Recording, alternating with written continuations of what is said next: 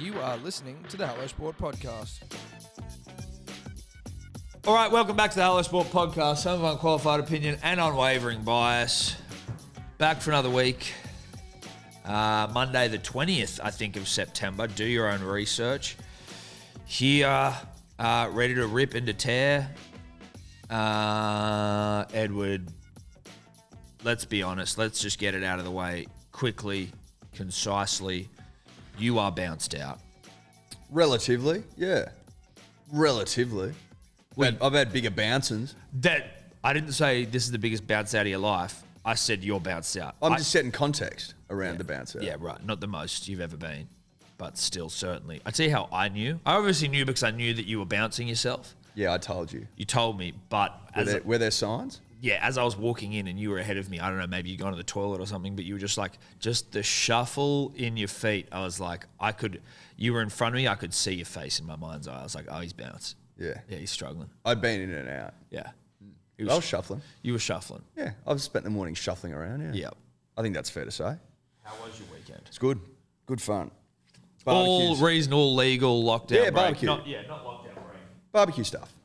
Barbecue in the park stuff. Were you there when it started pissing with rain? Because that was the thing I felt sorry for. There were many people that were rained, having big old sessions on Saturday. Yeah, it rained for like 15 minutes probably where we were. Pretty heavy though. Yeah, we were under a tree and just got an umbrella, wore it for 15 minutes and then bang. Back in. Off you go. Lovely. And then it turned out to be a lovely afternoon. The sun came out and shit. It was nice. But it was good to be back out and about, Tom. Fucking oath. Good to be back out and about. I was just seeing it. Needed it. All Needed the it. parks absolutely fucking heaving with people. I had to go and drop my mum down to the park Good for her. yesterday with all of her like granny girlfriends, and they all went and just bloody Oh, yesterday would have been a zoo. tied one on in the park. Good for them. And then I went down there, had to pick them up, drive them home. I was like, look at these old birds just ripping and tearing in the sun. Yeah, I spent yesterday on the couch. It was actually good because the Saturday was like overcast, as we know. Less people out, at least where I was. I was like, and then Sunday was heaving yesterday. I'm like, Pumping, I'm dude. not going anywhere. The park in Rose Bay, when we got there, we were like, fucking hell, this is pumping. And then Mum was like, nah, dude. It was like a fucking festival about an hour ago. We got there sort of like 5-ish to give Evie a walk and pick Mum up. And it was fucking packed, dude. And she was like, nah, this was like, you were like, oh shit, no one's social distancing. Nah, people look fucking... And also, again, if you don't think that those fucking Saturday park barbies didn't roll into some clandestine sneaking back into the homes of fucking whoever you were with, there is no doubt in my mind, and also my social media people I follow who send private videos, like you can just fucking see it, but like, oh, great day out in the sun, fucking getting smashed in the park with my mates who I haven't seen in person for fucking, months now. Oh, but it's 5 o'clock. All right. See you later. It's been fun. I'm off to bed. Bullshit. That's what I did. Oh, yeah, I'm sure that's I what you went did. home. Yeah, I bet you did.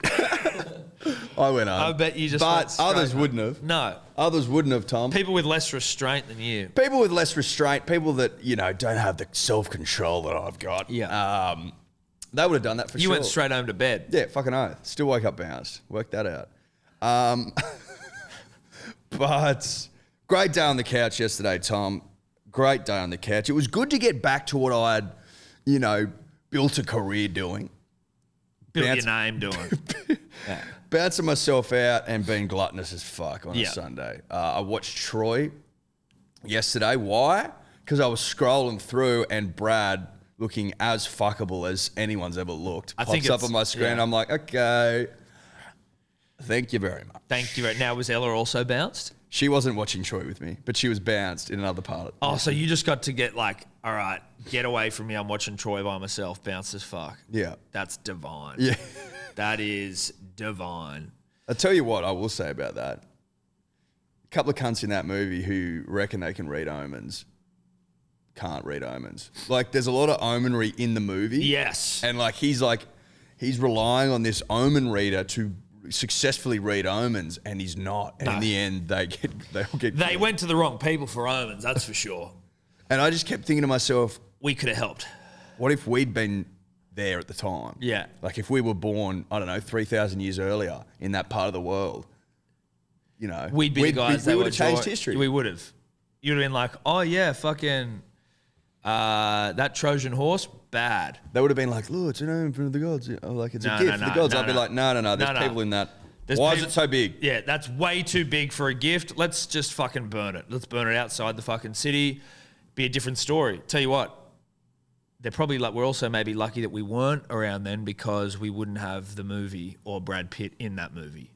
So, you know. Well, we wouldn't get Brad in the movie. It's a sliding doors moment. It is, because you could look at it this way. If we were alive 3,000 years ago and we changed the course of history, then we don't see Brad shirtless and, you know, covered in oil in that making movie. love to Rose Byrne. Yeah, passionately. We would miss out on that. Yeah. As a people, as a world. Would Brad Pitt even be a fucking famous actor? You know? Did that send him? Oh no, he was already sent. He was already sent. Oh fuck what yeah, sent baby. him? He was in. He was in a. What was that chick movie like with? The one where like the chicks like sort of run away, Gina Davis and fucking Susan Sarandon, I'm gonna say. I don't know why.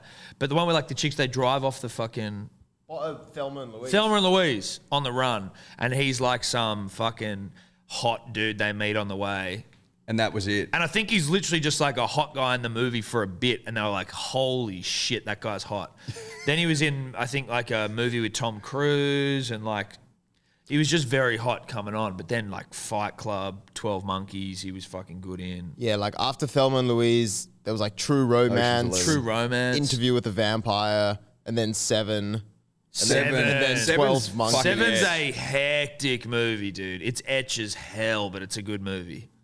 But it's fucking etch. It's very etch. But it's good. But it's a great film. It's an etch great film. But so what we're saying is in a roundabout way, had we lived 3,000 years ago, being the people that, you know, whoever the guy was from Troy, you should remember his name, but who he was calling upon for, you know, reading I don't even know if they mention his name. He's just like the omen guy. Yeah, but I'm saying who's employing this guy? Because whoever the he king. is. Right, I'm saying. The king of Troy. Yeah, right. Thought you may remember Or the his king name. of the Trojans. Whatever. All we're saying is if you value Brad Pitt over, you know, the well-being of Troy, then you're glad we didn't exist 3,000 years ago. If it's the other way around, if then you've got Trojan you're ancestors. Devo that we weren't there. Does that make sense? Speaking of omens, it was interesting to see that a rival betting agency had a full fucking write-up article about the art of omens, which seemed a little puzzling, considering we didn't write it. Considering we didn't write it, it's puzzling. But it's not puzzling because, you know, people are trying to mimic.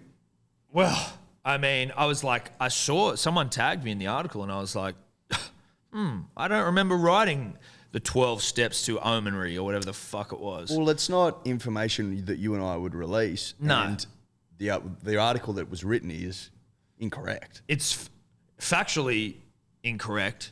It doesn't sort of explain omenry in any capacity, but it was just surprising to then go in there and see that potentially the people who wrote it definitely fucking follow along on the podcast and maybe are just biting at our shit a little bit. Possibly. But that's fine. We move on. I would say this, though. If you're going to write fucking about omenry, know what you're talking about first. Well, I would say this, Tom. You've got to have studied omenry for the last decade at least. Which is only me and Eddy. So you can't go writing about omens if you don't know what the fuck you're talking about. Unless you've studied omenry for the last decade or more, I wouldn't bother. And it 'Cause was you're going like, to be wrong. oh, do you see a horse look at you? Bet on it. I'm like, No, that's not an omen. it's not an omen. That doesn't make That's sense. a horse looking at you. Well, how many people get looked at by horses every day? Plenty. I would say I think it'd start with a 1 and end with an on million. Does Well that said. work? No, that was good. We were on a bit of a roll there, and Eddy just came out with an absolute gem. So it starts with a 1 and ends in an on. Anyway, shout out to that betting agency. and their associates for, well, basically trying to hoodwink the punter and the dribbler into thinking that they know what the fuck they're talking about when it comes to omens. Yep.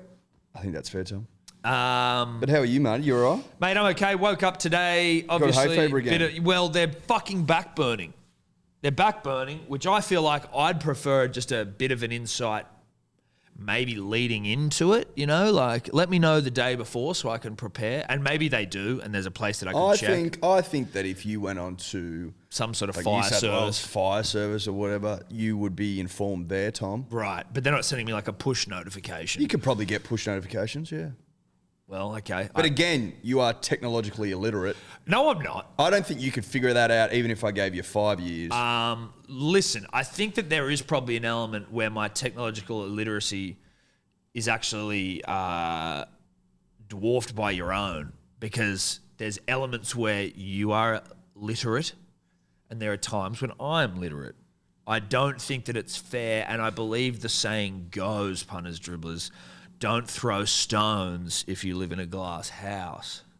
Now, is my house made of more glass? Yes, that's fair to say, but you've got some windows, brother, where I train you. Okay. Don't you reckon? Not many. No, not really. I mean, there are some programs that you can use that I you've can't, got- but that's not... I'm you've got talking some- more around like how to download an app and shit. I can download Like, an app. You know, that sort of stuff. What are you talking about? That's bullshit. I can download an app with the best of them. Straight to How the to App plug Store. into an HDMI cord, shit like that. I learned how to do that long ago. Long ago. Anyway, hay fever's killing me, and I don't know what to do about it. This might be the worst it's ever been.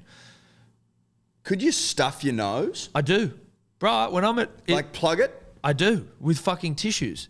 Like on bad days, What about like... no, nothing else. I don't want to have Why? something, because you don't want something catching it. Catching it? There are things that people put up there. They're like these dumb, you see those dumb What little... about like a foam?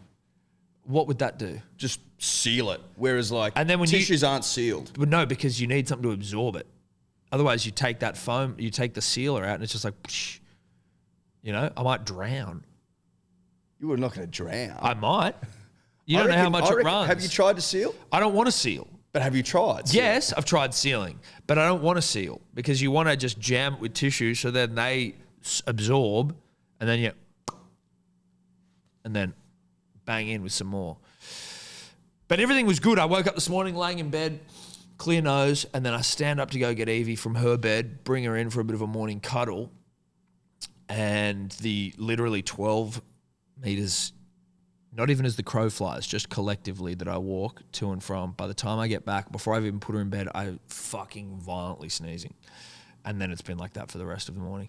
So listen, it's not the hay fever show with Tom and Eddy, so I'm not going to go into it anymore. But back burning has fucked me, and hay fever, I actually am starting to think it's not beta. It's incredibly alpha if you live with hay fever because your life is consumed by it. So I think I'm actually an alpha. I think we might call it the alpha flu from here on in. Certainly at the hay fever meetups. Yeah, you look like an alpha at the moment, for sure. Yeah. You've got big alpha vibes over there, buddy. Could be the red nose or the itchy eyes that's giving off the alpha The watery vibes. eyes. The watery eyes, yeah. Like the hunched demeanour. Yeah, the bleeding insides of the nostrils, and the requirement to just have tissues on hand at all times is really giving off that hot. Yeah, that's the giveaway. That's the giveaway. That's the giveaway. I have a neighbour issue, and I sometimes feel like, you know, Am I aware of this neighbour issue? I mean, you know, Or is this a new one? well, you know, they're like the loudest people on earth. Like I've Yes, told upstairs. you that. Yeah. Like I've heard them stomping about. it's fucking insane. Yes. And they stomp. They Punters and dribblers. stomp and they run and they run and they stomp. And I've had, like, you don't want to be a piece of shit who has to ask people to like keep it down, because you just like, you don't want to be that person. But like, there are times when it gets overwhelming, right? And you're just like, guys, like, Do you go up? yeah, I fucking have had to. How many times have you had to go up? 20 over the course of their. So like once every 3 weeks? Sometimes you go up like multiple times in a week or multiple times in a day. Sometimes you just grit your teeth and bear it, because Sometimes, because a lot of it's just like life. Like, you can't help if they're making noise. Life happens, right? Like, you know, they have fucking arguments like it's going out of fashion, like crazy. Like, before 7 a.m, you're hearing them scream. Who's And then screaming? Either mum to son, son to mum. The kid in there screams. He's like a 14-year-old, but he screams like a 6-year-old girl.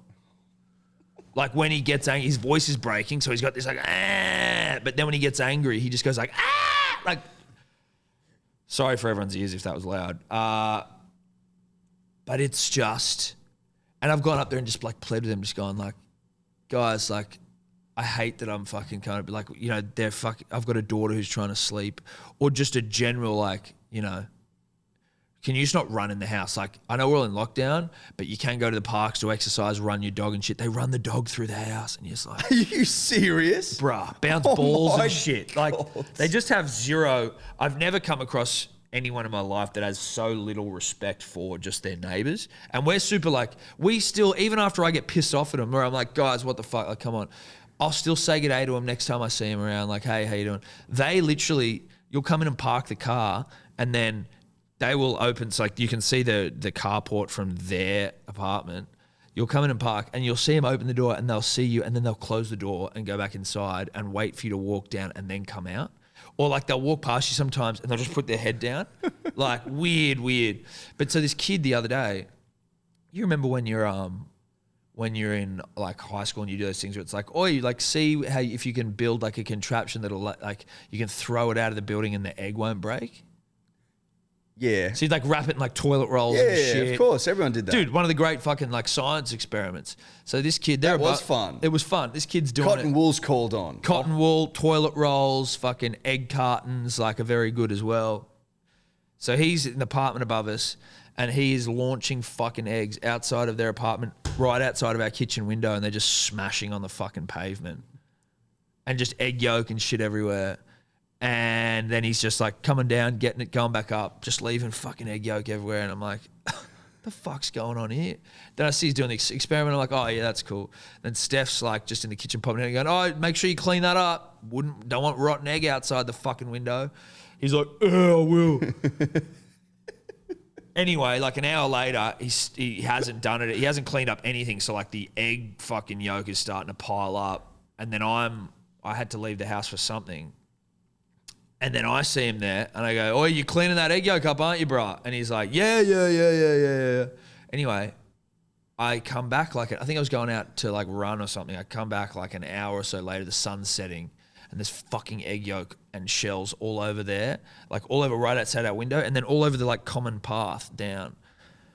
And so I go up and I just bang on the door, and the old man opens, and I go, oi, I hope what's his face isn't forgetting to clean up all the egg yolk. He's like, oh, he hasn't done it yet, has he? He said he did. I go, no, he hasn't done anything. So like, all right. I then fucking time passes, nothing.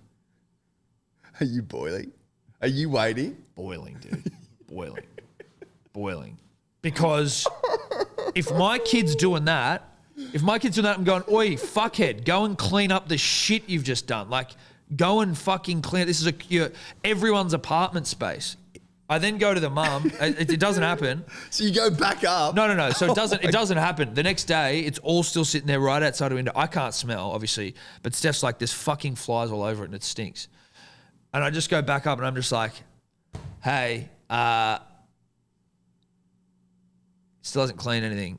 And then the mum's like, oh, he hasn't cleaned it. He said he has. And I'm like, no, he hasn't. Like, oh, well, it's going to be tough for him to clean today. I'm thinking, great, this is lovely. You know, I'm not having to be angry at her, even though I know that they fucking let him just get away with whatever. Like, she's like, oh, well, fuck, this is going to be tough for him now. What an idiot. You know, he's left it again. He's just out doing something. Like, he's not here, so I'll make sure he does it when he gets back. Anyway, sweet, thank you. Come back.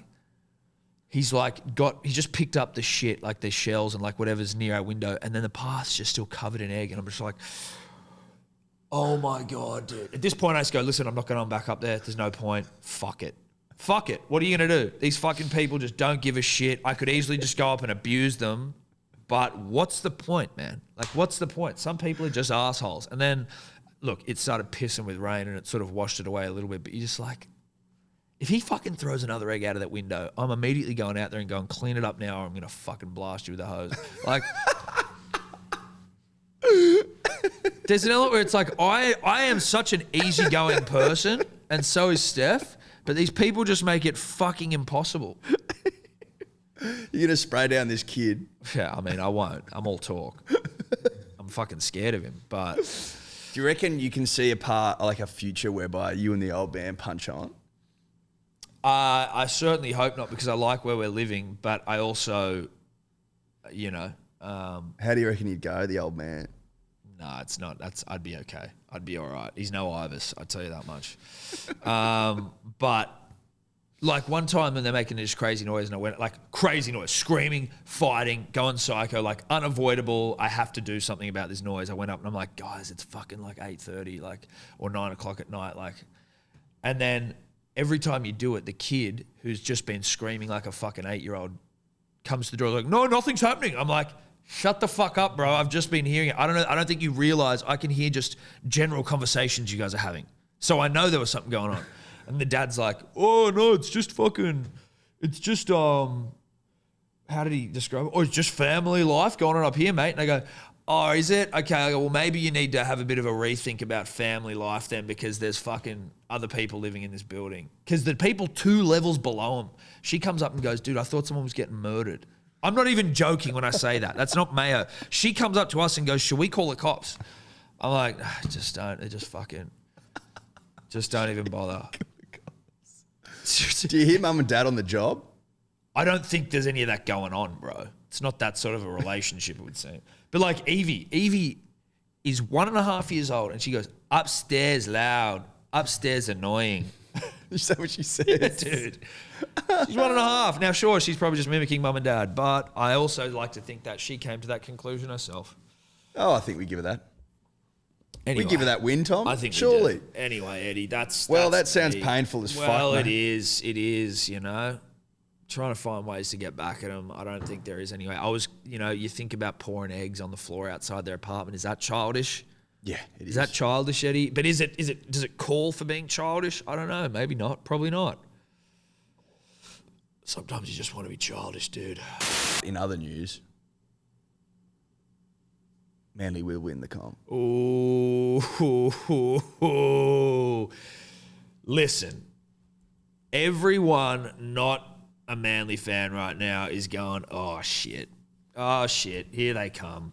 Here they bloody come. And you'd be correct in thinking that, because here we do come. We absolutely annihilated the Roosters on Friday night. Thanks again to everyone who tuned into the world record-breaking live stream. But yeah, look, we lay the Roosters to rest. It was a clinical performance. Eddie, your fuck all bet came off, which was famous. Well, fuck all needed to happen, Tom. That's why it came off. It's pretty simple. It's not rocket science to work out. But the one that I think, well, personally, and maybe it's because I was involved in this one and not the fuck all needs to happen bet, but I was most proud of us for our premiership winners need to stand up bet with Daly and Kieran to score Manly 13+, which basically happened in the space of 5 minutes of each other. Well, people need to understand that if you're going to win a comp and you're going to win big games, your big game players need to stand up. And have big games. And be counted. And Tom and I looked at each other and we said to each other, who are the only 2 players in the side to have won a comp? Daly Cherry-Evans, Kieran Foran. Will they score a try? They have to score tries. They have to score tries because they've got to set the standard for the rest of the team to follow. Yep. Big games, big players have big games. So the fact that we picked that like a dirty nose and it happened inside the first half was a thing of fucking rugby league beauty. Yeah. You all know it was. You all know it was. If I told you before the game that that's what the bet we're putting on, you'd been like, "Fuck off, you cunts are fucking stupid. You're gonna get dusted. You're gonna be at straight sets." Okay, bro, back in your fucking negative box. Yeah, thank you. Yeah, man. You know what you're talking about. I'd tell you what was crazy as well. The rhetoric around like, "Oi, Tommy's never won a finals game." It's like he's played 2 finals games, and like that's hardly a metric. Like, "Oi, Tommy's hasn't won a finals game." Like he's played 2 of them. I don't think that that's particularly fucking relevant, especially when Manly haven't been particularly like they've made like 2 finals. Yeah, but it's also like, it's like saying to Joey Johns before he won a comp, "You haven't won a comp, mate." Joey hasn't won a comp. He hasn't won a comp. Yeah, but like is he finished playing yet? Relax. He's 24 years old. Relax. And they haven't made many finals. If he hadn't won a finals game in like 6 games, I'd be like, if he'd been top 4 for the last 8 years and hadn't won a finals game, there'd be concerns, big ones. Yes. Huge fucking concerns. But we haven't been going like unbelievably. Not like this year. We haven't been coming top 4. And then when we have made the finals, he's been injured. Are there any fuck yous you want to send out to Roosters fans? You know, like, because I do. I'm going to say fuck you to Ed Liston. Fuck you to Josh Ellis-Flint. Fuck you to Clary from North Bondi Motorino. Fuck you to Ollie Arch, Roosters fan. Fuck you to Jarch. Fuck you to Jarch, who doesn't really understand the game. Fuck you to Richard Casey. Fuck you, Richard Casey. Fuck you, Tom Cameron. Fuck you, Tom Cameron. Oh, there's others. I'm sure there's plenty more. There's shitloads. There'll be some like Roosters fan who's Devo. We haven't said fuck you to him because we can't remember. There's like, of all the people we've just named as well, and there's way more, only one of them comes to mind, I think, of being like born and raised in the eastern suburbs. Or Clary and Richard. Everyone else is like... Everyone else is just like... they're all like expats from the fucking... Heaps of expats go for the Chooks, which is fine because a lot of them are like country boys and shit. But it is interesting. I've always wondered why that is. Well, probably because they're good and those losers just... I suppose. That makes sense. Well, that makes sense. But look, I mean, the game itself was over within the first 4 seconds. Tommy Turbo fucking ripping and tearing. Well, when he took the ball and runs around the centre in like literally 3 seconds flat. I've watched that replay 50 times because I can't get over his turn of speed. Like, he's there 1 second and then the next he's run around him and he's scoring a try. I'm like, oh my God. Whoops. That set the tone and then it was over. Jake Trbojevic. The Chooks started like we started last week. Like but that's what I was looking for. It was like, okay, early penalty to us. That's good. You know, a couple of 6 agains on bit of drop us. Bit of drop ball. It was like you could tell pretty early on that unless the rugby league gods were cruel, that it just seemed to be going in our favour. We seem to have all the fucking run of the play, like with the ascendancy for most of the game. We had a lot of early nut. Yeah. We capitalised several times. Morgan Harper, when he... Like, it was just, I don't know why, but I just put a lot of emphasis on the fact that he just caught the first ball. And I'm like, okay, this is fine. We get it out of the system. Talk about turn around a form. Get out of the system. You have that bad game, which again, it was a bad time to have it, but like, he doesn't have bad games, or he doesn't have 2 in a row, that's for sure. He was very good. Mate, sometimes in rugby league, and again, people will think we're talking shit, but in rugby league, sometimes you got to get the bad games out of you. Yep. You got to get the bad games out of the system and just cleanse the soul, and you start again with a dominant performance that now sets up the next 2 weeks. Now, the 2 most important weeks potentially of our young lives, Tom. Correct. And of the sides. We're definitely going to be doing a live stream this Friday night again for Souths v Maddie the Waterboys Rabbitohs, which... Before we get to it completely, but like a very winnable game for Manly. Oh, winnable as fuck. Very winnable game. Are we favourites? Surely not. No. It broke my... Well, it didn't break my heart because my heart's made of steel, baby. But it sort of did when Ryan Girdler of Intercept King fame, of Panthers legend, New South Wales legend, Rugby League legend fame, of who I'm very fond of, came out on the Triple M NRL show on the weekend and fucking lit up the Manly Seagulls with just complete disregard and just called them flat track bullies, said it's fucking embarrassing. Okay, I'm paraphrasing as well. Maybe you can get the quote, Dave.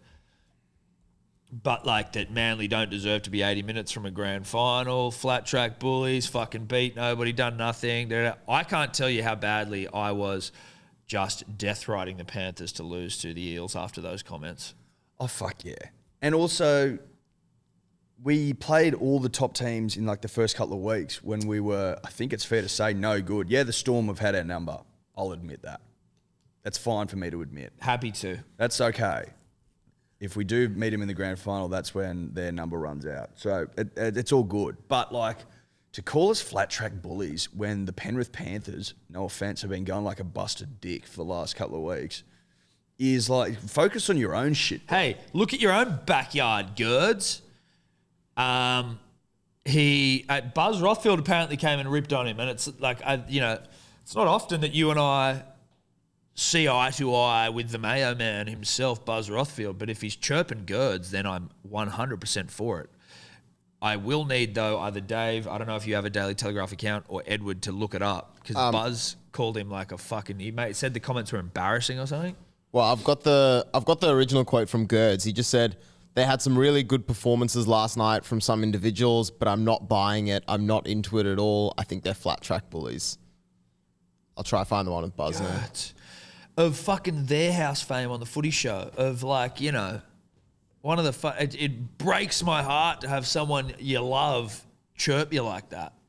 So Buzz goes... Fuck you, Girds, with the greatest respect. So in his article, Buzz goes, Ryan Girdler suggested the Seagulls haven't beaten anyone in their march to the grand final qualify against the Rabbitohs. What a disrespectful comment. To lose their first 4 games but recover to be 1 game away from grand final is a colossal performance.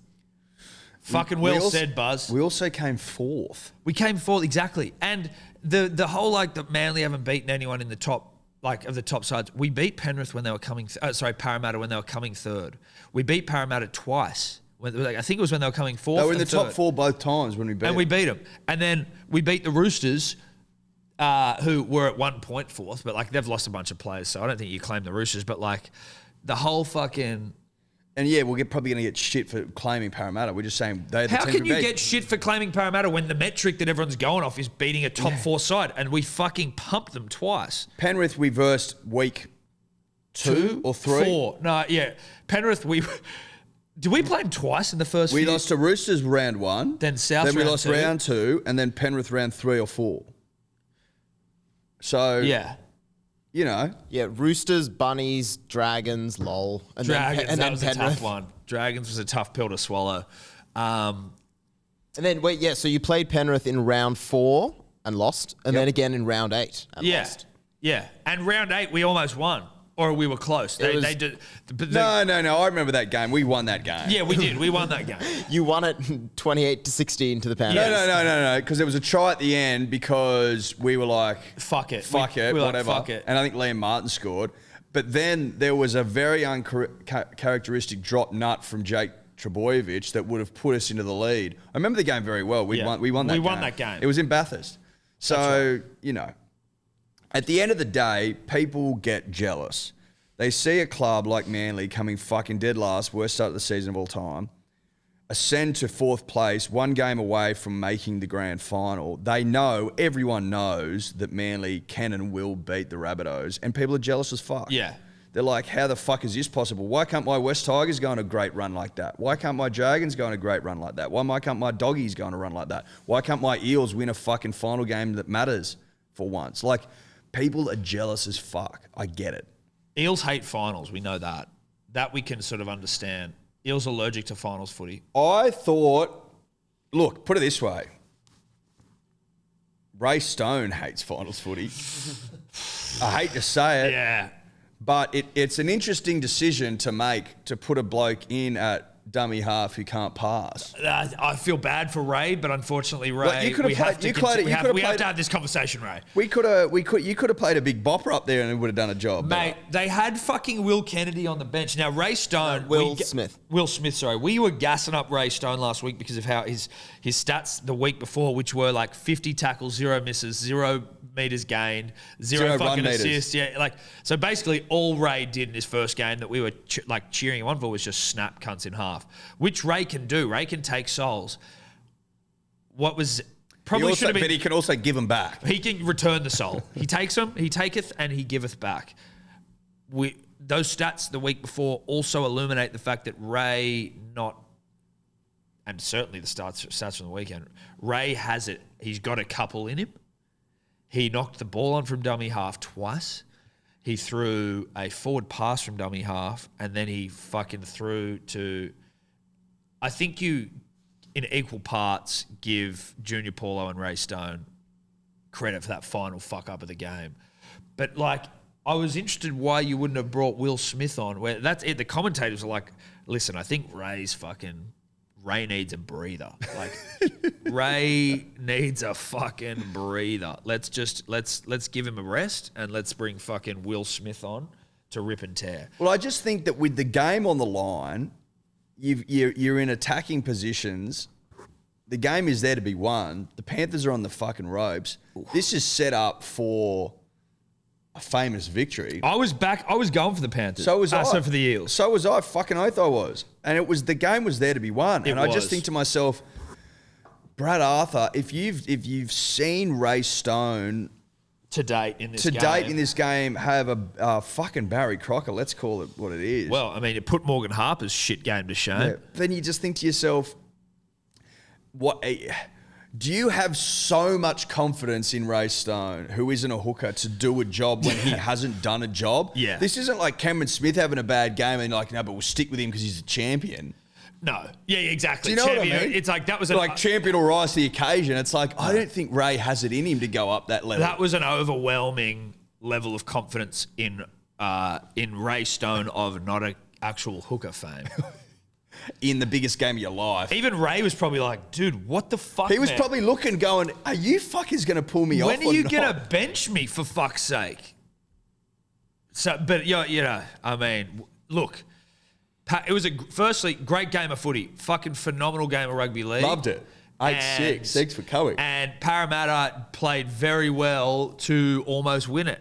But unfortunately, in the harsh light of day, Eddie, light provided by the sun itself, the Eels not up to it. Couldn't get it done. And when they were in the position to get it done. Yeah. They were in the position to do it. You can turn around and say, look, we didn't have Mitch Rain, and I'd be like, okay. No, not Mitch Rain. Fucking what's his name? No, yeah. Reed Marnie. Red Marnie. I always get them mixed up. I don't know why. One's good. You're a Reed Marnie side. Yeah. And I go, okay, sure, whatever. But you were in a position to win it. You went with Ray Stone. Ray Stone can't play footy. He can snap people, but he can't pass. And that's on you. Yeah. I'm sorry, but it's on you. It's on Brad. The blaming of the refs I found weird. Because like watching it as a completely neutral third party, don't give a fuck. I thought it was ref well. The ref did like the ref stayed out of it. Like there was some shit where maybe Parramatta fucking played for penalties, or like I think at one point the game was called back because there was a guy injured in back play or something like that, which I think is within the letter of the law under the current situation. But I can see there's been controversy because apparently it's not the first time that the same trainer has kind of stopped play for something questionable. The NRL has launched an investigation this morning. So they've launched an investigation. And there was that one where Fergo stayed down to milk the penalty and then just got That's straight why back if you're up. a Parramatta fan, I'm like, what the fuck are you whinging about? Fergo with the most blatant, literally lays down, pretends he's got a sore neck, and then the guy who's obviously tackled him says something to him, and Fergo jumps up in like 2 seconds and is like, to go from having a debilitating neck injury where you were like laying on the ground in pain to like, he might have broken the record for the quickest a human's ever stood up in a moment, and then launches back at him. Quite the turnaround. And all the commentators are like, this ain't a good look, Fergo. Mate, I didn't watch that game and have any real problem with the refs at all, to be honest. I thought it was ref pretty well. I've got a question for you, Eddie. It flowed. I've got a question for you, and this is an honest one, and you feel free to answer it honestly, but also you could lie. Do you remember any of the game? Not. I do. I remember moments, Yeah. but I wasn't blowing up at the telly. No. Do you know what I mean? I remember thinking to myself, if Nathan Cleary was a winner, Ooh. would this game be iced? Okay. So you're thinking that Nath could have played better. I can see that. I can see how look, it's hard to know, right? Because obviously you and I come from we subscribe to, I guess, the Dribble and Yarn handbook. That's all we can do. The unqualified opinion. And maybe it was the quality of defense, or maybe the halves didn't stand up from either side, really. Like, neither halves created anything. Blew the game open. Yes, exactly. So, mate, it's yeah. I actually don't. I hadn't even really thought about that. You did send me a message. Now I remember that because I wasn't fucking nuts deep in a session. But I wonder if anyone else will be saying that about Nath because he has stood up in Origin games and ripped. But Yeah, he has. the regular season final game, or it's not regular But season he's finals, so fucking good that he that should he be, has the ability to, right? Yes. That's the difference. Yeah. Is that like his ceiling's ridiculous. and, And he has it in him to rip games apart. Yep. And I don't see it as much as I do in other games from him. Panthers fans, reach out. Were you happy with? Were you happy or not? I'm just pointing out. Leave it in the YouTube comments. Were you happy with Cleary? Did you love his work? Did you love his work? Because I think we can all admit that was a get out of jail a little Yes. bit. Yes. And now they're on against a Storm. Who the fuck knows what happens there? You know. Look, you never know in rugby league. That's the beauty of the game. I heard someone you never saying- know. But I tell you what, arrested Storm Yes. Yeah, would you agree with that all those weapons, like that was a fucking tough physical game of rugby league football. They would be bashed to fucking near to death after Yes. that. Yeah, there was a And few you just good come in articles fresh. that were just like the real winner out of that game was the Storm. Would you agree? Yeah. But I also heard some people saying, like former footballers, I'm pretty sure, who were like, there's also a school of thought that going into a game off the back of a hard game, like a hard fought win, can potentially be more beneficial because your defense is dialed in, and so it's like you're coming in sort of with a good mentality and switched on. Obviously, that But could, the you stats- can make it fucking But the stats point to having a rest. absolutely Like absolutely. I think in the last 10 years or even longer, the only team that's won the comp that didn't get the week off is the Cowboys, who Yes. lost to the Broncos and then beat them in the grand final. Yeah. So even though the old school say, mate, you fucking get your defensive line set and all that shit, statistically, week off's good for the soul. Of course, I think it was more. And surely getting bashed specifically near to Penrith. death is part of that. Well, especially in a game like that. But I don't really. I don't give a fuck who wins that game. Manly, I think. Well, very who would we rather play?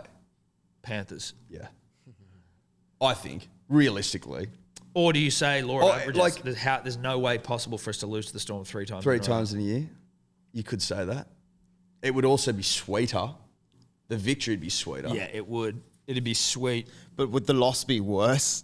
No, well, to you a little bit, Dave, but we can just fire you. So, like, it's not entirely a problem. I tell you what, after the shit Gerd said, I want Penrith in the grand final. I want us to beat them, and then we'll just DM him nut shots. Shots of our nuts. Yeah. Yeah, I can do that. Do you know what I mean? Yeah, that's fine. I think that's reasonable. It's classy. It's not abusing the man. It's just like, here you go. Here's photos of our balls. Sorry, dude, beat ya. Because I think his thing as well that he was saying on the Saturday NRL show for Triple M was like he didn't like the system where the two best teams all year are playing off in the semi. It's like, well, if you don't win the comp, you weren't the best team all year. Well, like, you know what I mean? What do you Like, mean he doesn't like that system? That doesn't Yeah. make any sense. Yeah. You lost round one. That's yeah, why you're here. That's why you're there. I know. Otherwise, guess where you'd be? You'd be on the other side of the draw. Yeah. Oh, how weird's that? I didn't understand. He's like, yeah, I don't like the system where the best team's playing off in the semi. And it's like, well, fucking, you lost, though. That's how that happens. If you There's didn't no lose- system that we can use whereby if you lose round one, you wouldn't go on to the other side. Like Unless you tried to do, like, seeding, like in fucking tennis. but you would, it doesn't matter. You'd still lose. You eventually play. Like, yeah. if you're the highest seed in tennis and you lose round one, you're out altogether. Yeah, exactly. That's what You're lucky you're getting a second chance, yeah, mate. Yeah. You Yeah. reckon a loss in first week of the finals means that you should still stay on that side of the draw? And like, you shouldn't have aren't to the face best team then. No. If you can't turn up in the finals, you're not the best team, clearly. Yeah, you're just humming along during the year, which is fine. You've had a great fucking regular season where nothing's fucking won. Nothing's happened. The only thing you can do there is make the 8 or the 4. That's all anyone gives a shit about, Gerds. So I don't know what the fuck you're talking about. Some of these blokes, they just say shit. That doesn't make any sense. No thought. And it must be noted, love girds do. But Can't help it. I'm calling out that comment No, specifically. this is not anti-Gerds, it's anti-Gerds' comment. Because Gerd's a great man, but his comment, disgraceful. He should be investigated for it. And potentially, when Manly win the comp, I see a world where Girds has to potentially present the trophy to Manly, or at least come to the sort of celebrations and clean up. I think so. Clean up the dressing, clean up the sheds. Yeah, because he's got like fucking multiple cafes as well in the Northern Beaches. Girdler's Grind. I've been there. They're pretty good. They're fantastic. So shout out to Girds. They're actually good. They're cafes. actually really good. But I think that maybe it's free coffee then. Tell you what as well, Tom, just as you've pointed it out, a little disappointing. Girdler's in Manly.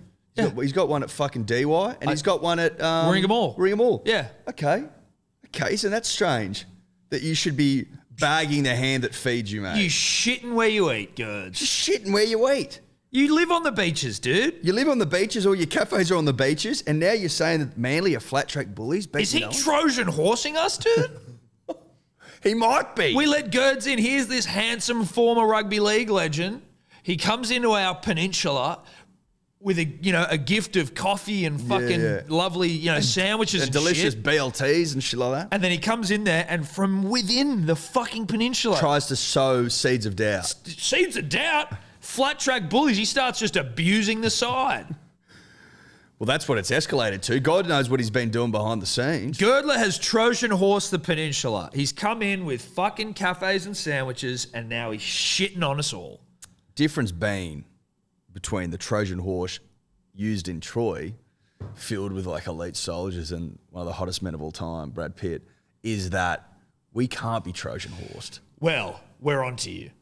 Do you know what I mean? We're on to you. Like your comments won't defeat us. No, well, we're on to you before we open the horse. Even though you're already technically inside the city walls with all of your cafes and your sandwiches, cafes filled with sandwiches. Well, the horse is in the city, but Yeah, they haven't. we haven't. But they haven't come out No, yet. they haven't. And so we're on to you now. We're on to you now. We've got you. We got you now, Girds. Nice try, brah. Trojan horsing us. Anyway, Manly will win the comp. Penrith will lose this week, and we will DM Girds photos of our balls. There is a bit more rugby. How to good get was to, Edward? I would like to just point to Riley old Des Hasler, where he just goes into the fucking wily old, goes into the press conference and just goes, I'm going to play the straightest bat here, possibly of all time. Oh, of all time. Straightest bat of all time. That was the straightest, but like, get your protractors out. That Elbow was high as fuck, head over the ball, just straight. So straight. Such a straight bat. Fucking loved it. I'm just going to talk about the opposition. I'm going to talk about the Roosters. I'm going to talk about how good Souths are, and that's it. And then maybe we'll talk just for a brief moment about Dylan Walker contract negotiations. Like, that's relevant. Yeah. Like that's important now. 1 week out from a fucking grand final qualifier. He bodied the fucking journos in that presser, just like, and then he wraps them up himself. Oh, yeah, of course. Yeah, thanks. All right, thank you. And then they stop in front of the question. He's like, and then it's like, so you, like they ask him like some sort of esoteric question about the whole season and how it feels. And he's like, yeah, I know. I like the way you put it. Thank you. Yeah. Just gets up and bails. That's my coach. That's my coach. It was also, shout out to the Instagram page, RL Since 1908, I believe that's the name, who pointed out in a very, like, now this is omenry for those of you trying to fucking, write about it for other betting agencies. He found an image of Des in the press conference and noticed that his hair, when you drag a seagull over the front of it, aligns perfectly. Did you see that? Yeah, I did. I mean, when I saw that, it was like fucking, what was that? Like Da Vinci Code shit. I was like, oh my God, bro. Des is the Seagulls, though. Yes. He is the Seagulls. He's won comp set as a player and as a coach. He embodies the Eagle and the spirit of it. And as we said, when some people see Des's hair, to those untrained in omenry, which is everyone, except Eddie and I, Des's hair just looks like an overflowing waterfall of honey. Mm-hmm. A honey waterfall. A honey waterfall. Or like a fondue fountain of honey. Yes. So like, those fondue fountains with chocolate coming out? But with honey. But with honey. And That's moving slower. Yes. Because chocolate fondue, like quite quick. Well, it can move. It can move. I mean, I don't know what like speed per second it is, but it's pretty quick. Yeah, it's quick. Whereas honey's a lot slower. Honey is denser, thicker. Honey Takes time. just sort of like, that's what Des's hair is. Like, honey meanders. Honey meanders. Chocolate flows. Does that help? Honey more like lava. Yes. Like lava can move quick, but that's obviously because of the power Lava of the moving towards the sea. Yes. That's what Des's hair is like coming out of his head, but it's honey. And then it's moving towards down the sea. to sea, down to his body, whatever. But that's basically what we're saying. But look, to those untrained in omenry, you just see what's in front of you, which is a cascade of honey coming out of someone's head. Yes. What we see is an eagle. Yes. I forgot what I And was why gonna do we say. see an eagle? Why do we see an eagle? Because we see the omens. Manly winning the comp. Yeah, we read omens. Because we read omens and omenry specifically. Now, if that's gone over your head, it's because you don't get it. So you don't get it, you don't read omens, and in fairness, no one else does. But I will say this: I have granted some dribblers in the comments every once in a while a bachelor of omenry, because they've sent through some ones like that guy who sent through the one that was Papali, and it was the smoking shirt. Oh yeah. Like he's passed his first year of say omenry 101. Well, he's done omenry 101, which is the first subject. Yes. Out of the blocks. He's past that. He's past that. He's got a credit. Yeah. Or a distinction even. Oh, he's definitely got I think that's a high distinction, because that was one that was fucking. But it's only one subject. Like you've got to do omenry 102, and obviously there's a few other. It was also rather obvious. But he happened to cross it. He did happen to cross it. He happened to cross it. You've got to be. They can just happen right in front of you, and just you miss them. Yeah. It can be obvious. Sometimes the best omens are obvious. We know this, but he managed to find it. So we should actually probably get together. Like we should work out what the full fucking suite of subjects is for like. Yeah. And there'll be, in the bachelor's degree, just off the top of the dome for a 32 subjects. Just off the top of the dome. Yeah. That's 4 years of, obviously, of your bachelor. Yeah. Then you'll need to do your honours. That's an extra year. Your master's another 2. So we're already at 5, 6, 7. And then at least your thesis, your PhD, at least 3 years. I want to see at least 3 years of hard yakka. Some serious work. That gets you to the decade. Yeah. Am I making sense? Yeah. Also, your thesis needs to be approved by professors, Tom and I. Well, yeah, exactly. We've got to be able to read through it. If we don't like what we see, if it's not, 100,000 words. It's almost peer reviewed, right? Well, it is by us. But we're not peers. We're actually superiors. Superior reviewed. Superior. But that's the path. That's the path. You won't find that on any betting agency that's just writing random articles. Not the point, though. Now, Eddie, there's a bit more rugby league that we've got to get to. A couple other things to touch on. And I will shout out to our friend Clarkie's RL column on Instagram. Because he just makes it very, like, he's always posting, like, just, he'll post, like, a carousel of, like, the biggest fucking news in rugby league of the week or something like that. And it just makes it very easy. You go, these are some things just to whip through on a Monday morning. Yeah, so Clarkie's RL column here, round the league, updates from everywhere. So the Tigers set to sack Maguire unless there's a last-minute change of heart from their board, which I assume that's not going to happen. What, they're just going to be like, no, we'll sack him. Oh, you know what? I actually don't know if we should now. But, I mean, the Tigers seem to not necessarily learn from the past. It's almost like, you remember that movie 50 First Dates with Adam Sandler? Yeah. And he goes into that hospital where people got all like the different memory issues. And there's that guy like, hi, I'm Tom. And he's like, hey, Tom, nice to meet you. And he's like, and then just looks away and the guy turns over and goes, hi, I'm Tom. Yeah. It's like the Tigers don't seem to remember what happened like 5 minutes ago. And then they just do the exact same thing again. And you're like, wait. What's going on here? What's going on? Like, did you guys just sack another coach? Again, it hasn't happened yet, but... There is a lot of rugby league whisper that that's what's happening, though. We've talked about this before. I don't know. Unless you've got a motherfucker lined up to take over from Madge, what's the point? And also, as we've said before, if one of the reasons that you aren't able to spend a shitload of your salary cap is because players are telling the club via their agents that they don't want to play for Madge, then that's a concern. That's a big fucking concern. One you need to take on board. Yep. But if that's not the case, and you don't have anyone elite lined up to fucking take over from Madge, I'm talking like elite here, what's the point? Because look around, mate. Look around. It's always the same coaches that win. And no one else does a fucking goddamn thing. No. So are you seeing a pattern here? Are you seeing one? Because the pattern I'm seeing is most coaches suck. Sorry. You just don't. It's the haves and have-nots. You either got hot coaches with honey hair or you got bald losers. Make sense? And bald is more, nothing wrong with being bald. That was just more a specific reference to someone who was. Yes. You know what I mean? We're not anti-balding. No, of course not. I mean, look at our hair. How could we be? Although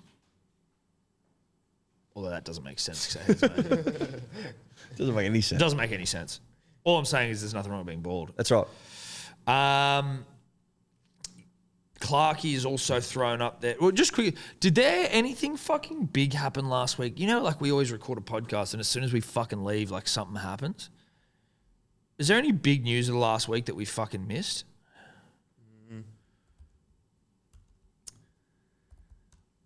I don't think so. Mad Monday.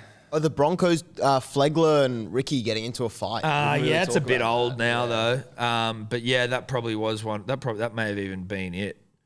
That may have even been the fucking thing that we thought it was. There's a yarn going around that we're going to sign Aaron Woods.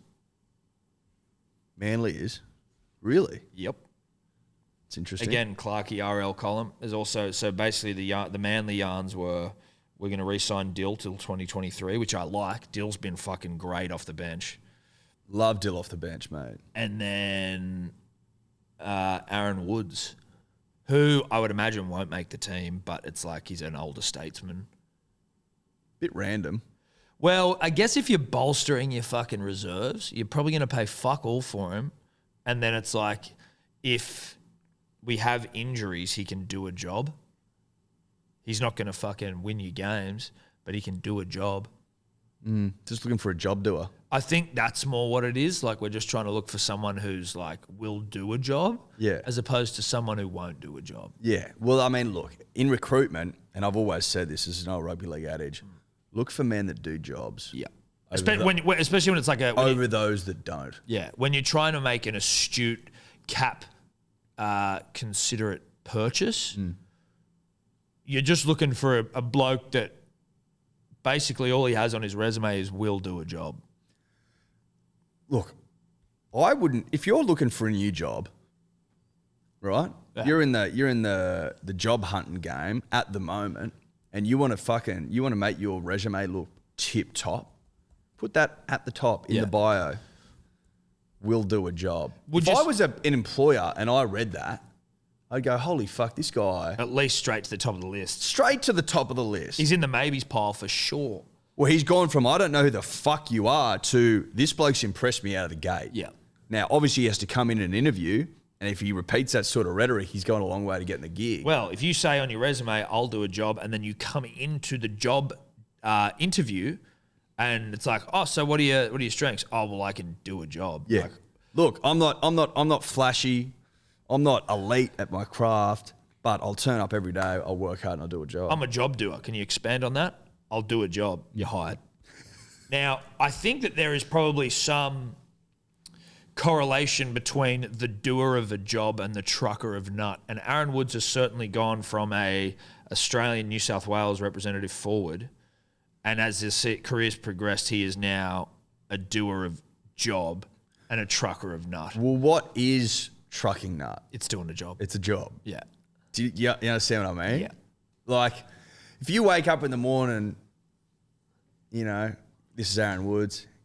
You say goodbye to your wife, say goodbye to the kids. You get in your car. You're off to do a job. You are. Yeah, I'm heading off to do a job. You're off to do a job. You're not off to play footy. You're off not to do a a job. footballer. No, you're not a You're not a footballer. footballer. You're a truck driver. You're a truck driver. You truck nut. That's what you do.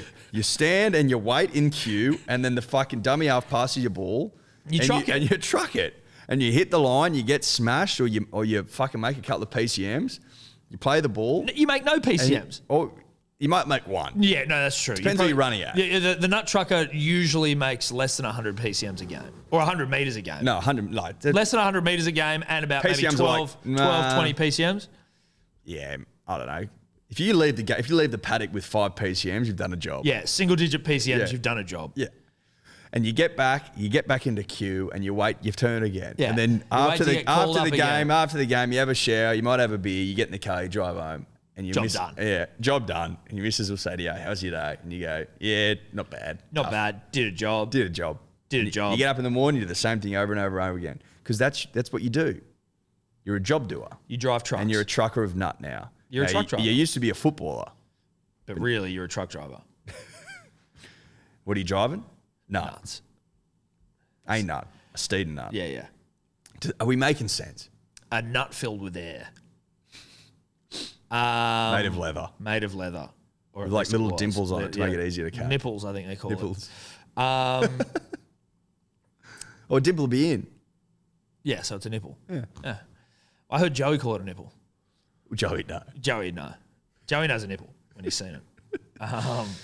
But so when you think about it, because obviously Aaron Wood's not necessarily the first person I would pick to sign, but then when you go, well, actually, we're just signing a truck driver, faceless truck driver. We need someone who can drive trucks. Aaron, do a job. Do a job. Aaron can drive trucks. Aaron can do a job. He'll turn up and he'll do a job. Yeah. Now, it's not going to be a job that anyone remembers. No one's going to write home about it. In terms of like, it'll just be like, oh, he truck nut. Well, that's good. Like, you're not going to get the shine. Truck drivers don't get shine in rugby league. We're not looking for that, though. We're not looking for that. We're not looking for a flashy fucking 18 wheels of justice truck. This is just your stock standard semi, Yeah. And We're not that's it. expecting an offload. No, In fact, no, don't offload. we're against it. Don't offload. No Keep it stops. by your body. No stop shit. Don't risk it. You're not... Point A to point B. That is all you do. Mate, don't try and fucking show us some new route. No. You know what I mean? Oh, this Or is route. quicker. Nah. No, it's not. A to B, mate. We need Do as you're fucking told. Job. Go the Just speed think limit. job. Don't risk it. When in doubt, think about your job, think about your role. Truck, nut. Against all, above all else. Truck nut. So, I guess every good side with depth has a fucking couple of truckies on the bench. Well, you need... Well, Oh, sorry, not in the bench, in the squad. have you ever heard the old trucking adage? I don't know. Without trucks, Australia stops. I have heard that. I thought that was rugby league adage. I thought that was one of the same. Well, I thought that maybe it was borrowed from rugby league. Well, ScoMo, of course it is. ScoMo, a very fucking, fringe rugby league fan. It wouldn't surprise me if, like some betting agency stealing our shit. ScoMo stealing Without rugby league adages. nut truckers, rugby league stops. That's the original adage. Yeah. That has been borrowed and manipulated by big trucking. So you can see the crossover here, punters and dribblers. We don't have a game without the nut trucker. The truckies are The this game. forefathers of rugby league recognised that before everyone. Yeah. Back in 1908, they looked at the game of rugby union and they said, how can we better use the nut trucker? We should get a nut trucker's trucker hat. Yeah. Love it. Badges like fucking... Dude. Like patches and shit. Just all call over. it the truckies. Yeah, the truckies. I like that. Or obviously we do a lot nut of truck and truckers a hat. nut trucking trucker's hat. Yeah. Not really. The club basically released a statement saying he's completed his contractual duties with the Broncos. He's on leave and due to begin a new contract elsewhere in the commencement in 22. As the matter is now before the courts, the Broncos will make no further comment. So they're like, fuck it, he's not our property. That's so funny. They don't even name the club. He's just signed somewhere else. Yeah, Anthony Milford just the news just dropped as I was on the can that he's been charged with assault overnight. Now, who knows who, what, whatever. Domestic violence, it does say, which is not good. Etch. It says he was arrested at 2 a.m. on Monday morning with 3 counts of assault occasioning bodily harm and 1 count of willful damage. Fucking hell. Okay, well, that's dark as fuck. Domestic violence. That's as it should be. If that's legit, then that's like career ender. 100%. That's it. Yeah. Done. Good Lord. Wow. Okay, that's a little spicy. That's hairy. That's a little hairy. A little hairy, a little spicy. Little hairy McClary. I think that's rugby league. I'm back on the Wallabies bandwagon. Not that we ever left, but certainly a bit more like, hey, the boys. Well, obviously, the boys. Back-to-back wins over the world champs. I don't know how many times we've sat here on this podcast and told it how it is. Plenty. Every time. When I'm reared on a diet of wins as a young boy, Yep. then that's... Or girl, but like me specifically, when I was reared, winning was everything. You were reared as a boy. But like when you're reared that way and your Wallabies win and win well and win trophy after trophy after trophy, that's sort of the benchmark. And it's hard for me to go backwards. So it's hard for me to celebrate losses. You and I, Eddie... Do you know what I mean? We were... as you said, reared, but like the fuel that grew these bones and these bodies to be as, sizable in presence and become presences that we are, like just physically, those bones were nourished on victories, on greatness, on fucking trophies. So the expectation is no less. The body is only sustained by success. Exactly. Like if you're reared, like... As an example, if you're English and you were reared having never seen your team win an Ashes victory, like Or having no fluoride in your water. That's the benchmark. Yeah. Being mediocre, being shit. Yeah. So like when you get a rare win, it's like, holy fuck, that was special. But they can cop losses because they were reared on losses. Or if you're like an Eels fan who is under the age of 40 and are DMing us after the weekend going, you better talk about how good we played because that's it for you. You played well and lost. That's it. Like that's a big deal for you guys. But that's your expectation. Yes. That's a pass mark for you, is to put up a good performance but lose. Whereas when you're reared on W's, only They're wins. W's. They're wins for Parramatta fans. Yeah. But for us, only W's will do. Yeah. And W's the Wallabies are giving us at the moment. At the moment. Taniela Tupou played 77 minutes and fucking ripped. I don't know who was man of the match, Dave. Can you check? Like, it wouldn't surprise me if he was. But 77 minutes. He is so... And again, my interest in rugby has waned with the lack of W's, but I've never seen a front rower like him ever. He is quick, nimble, agile, fucking footwork, ball skills. He threw that fucking no-look Josh Schuster blind man pass to Korobidi for a try. Like... He is a fucking handful. He's a footballer. He's a footballer, that kid. He's huge. Can you get his dimensions, please, Dave? Yeah. He is fucking humongous. And like the muscle, he's all muscle. Yeah. Like he's just jacked. Yeah. He's 1.78 meters and he's 135 kilograms. What? So he's under 6 foot. He's not even 6 foot. He's 5'11" and he's 135 kilos. And muscle, dude. Are you serious? He is all that's where he's getting muscle. the weight. Yeah. From the muscle. Fucking oath. But like... Because you can't be 5'11" and 135. Well, you can. You're just fat as fuck. But you got to be muscle. Yeah. Or you're fat. Or you're just fucking morbidly obese. Yeah, but he'd be in a fucking chair. He is obviously a product, like anyone is that reaches the highest level, a product of hard work. But you cannot... And determination. But you cannot deny just the absolute genetic freak that he is. Like, he's just got it all. It's fucking crazy, man. He is a fucking freak. But And it's a body we've lacked for a long time. Well, a point of difference, right? Like a front rower with dynamic. And a front rower with a bit about him. No offense to the front rowers of the past. I'm not having a shot at front rowers, but just like in my mind, there's no one else like him in world rugby. I'm sure the All Blacks probably have like 6 guys like him, and someone's going to be like, "Oh, fucking." But it seems like there's no one else like the Tongan Thor, Taniela Tupou. He is big. He is thick. He is too big, too thick. He is the big, thick boy. Too strong, too big, too thick. But pump South Africa we did. Back-to-back We pumped games. them. They're world champions.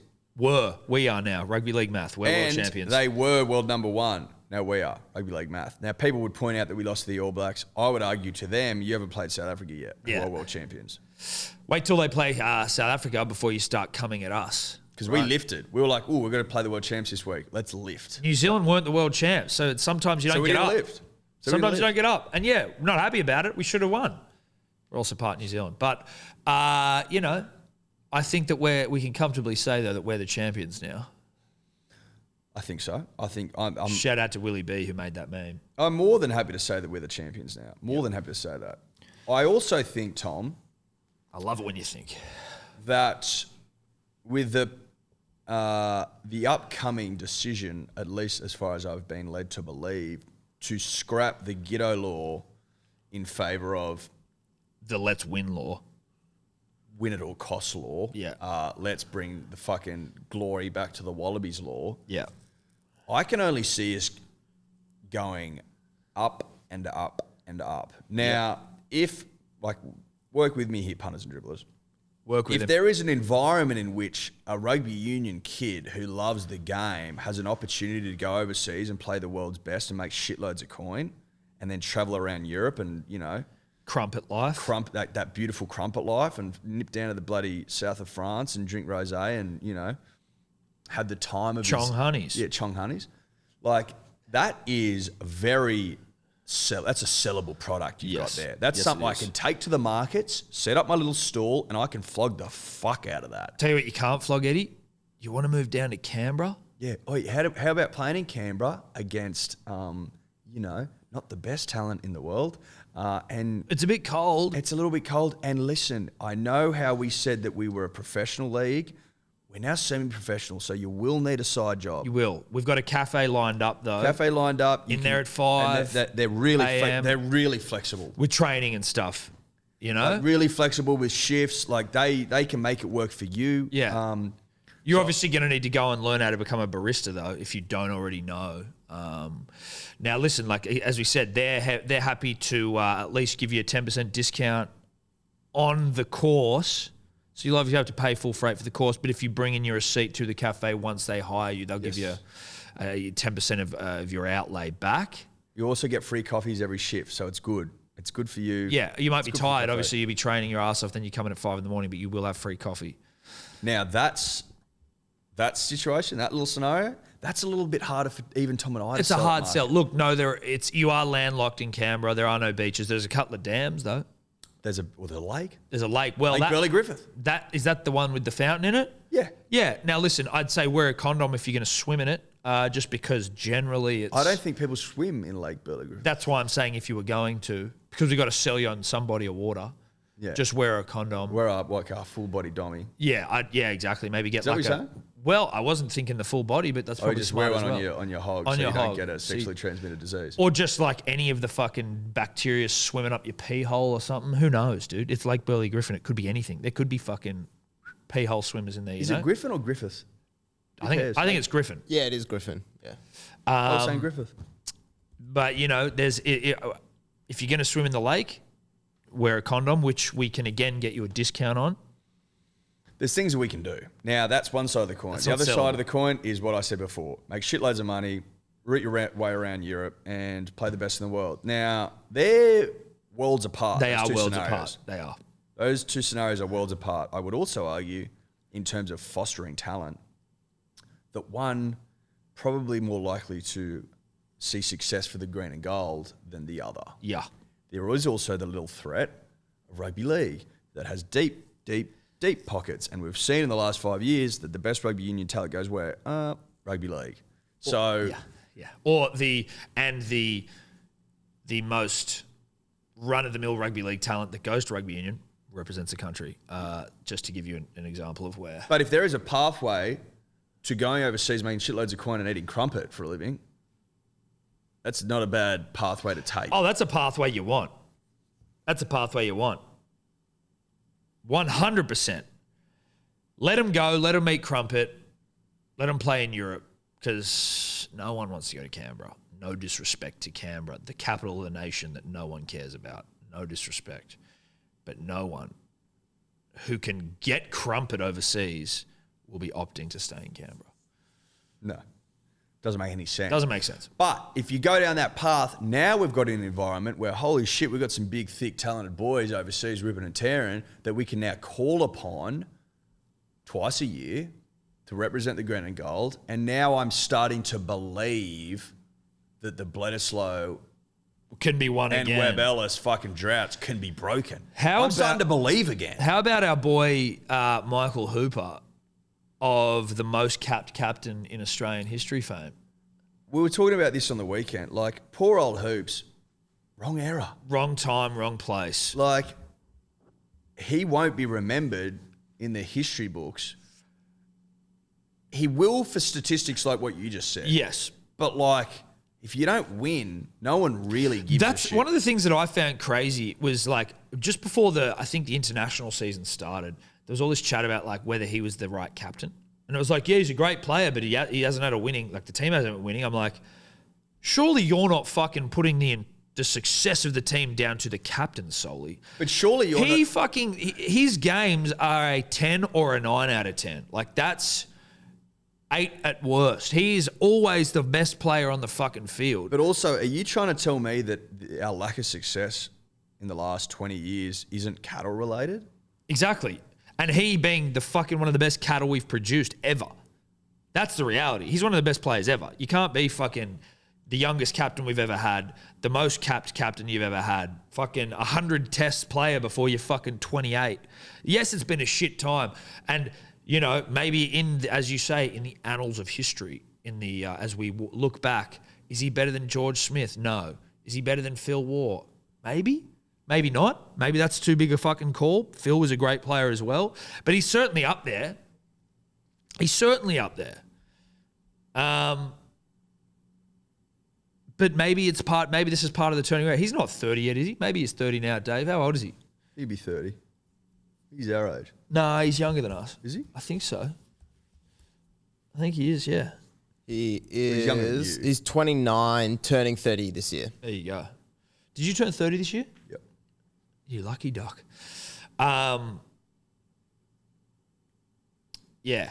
Anyway, I just think it's pretty fucking impressive what he's been able to do. Even if it is in a shit side and a shit era, like he's so clearly like head and shoulders above everyone else of the whole fucking of the time, right? He's a beast. Yeah, he's a fucking beast. He is a fucking beast.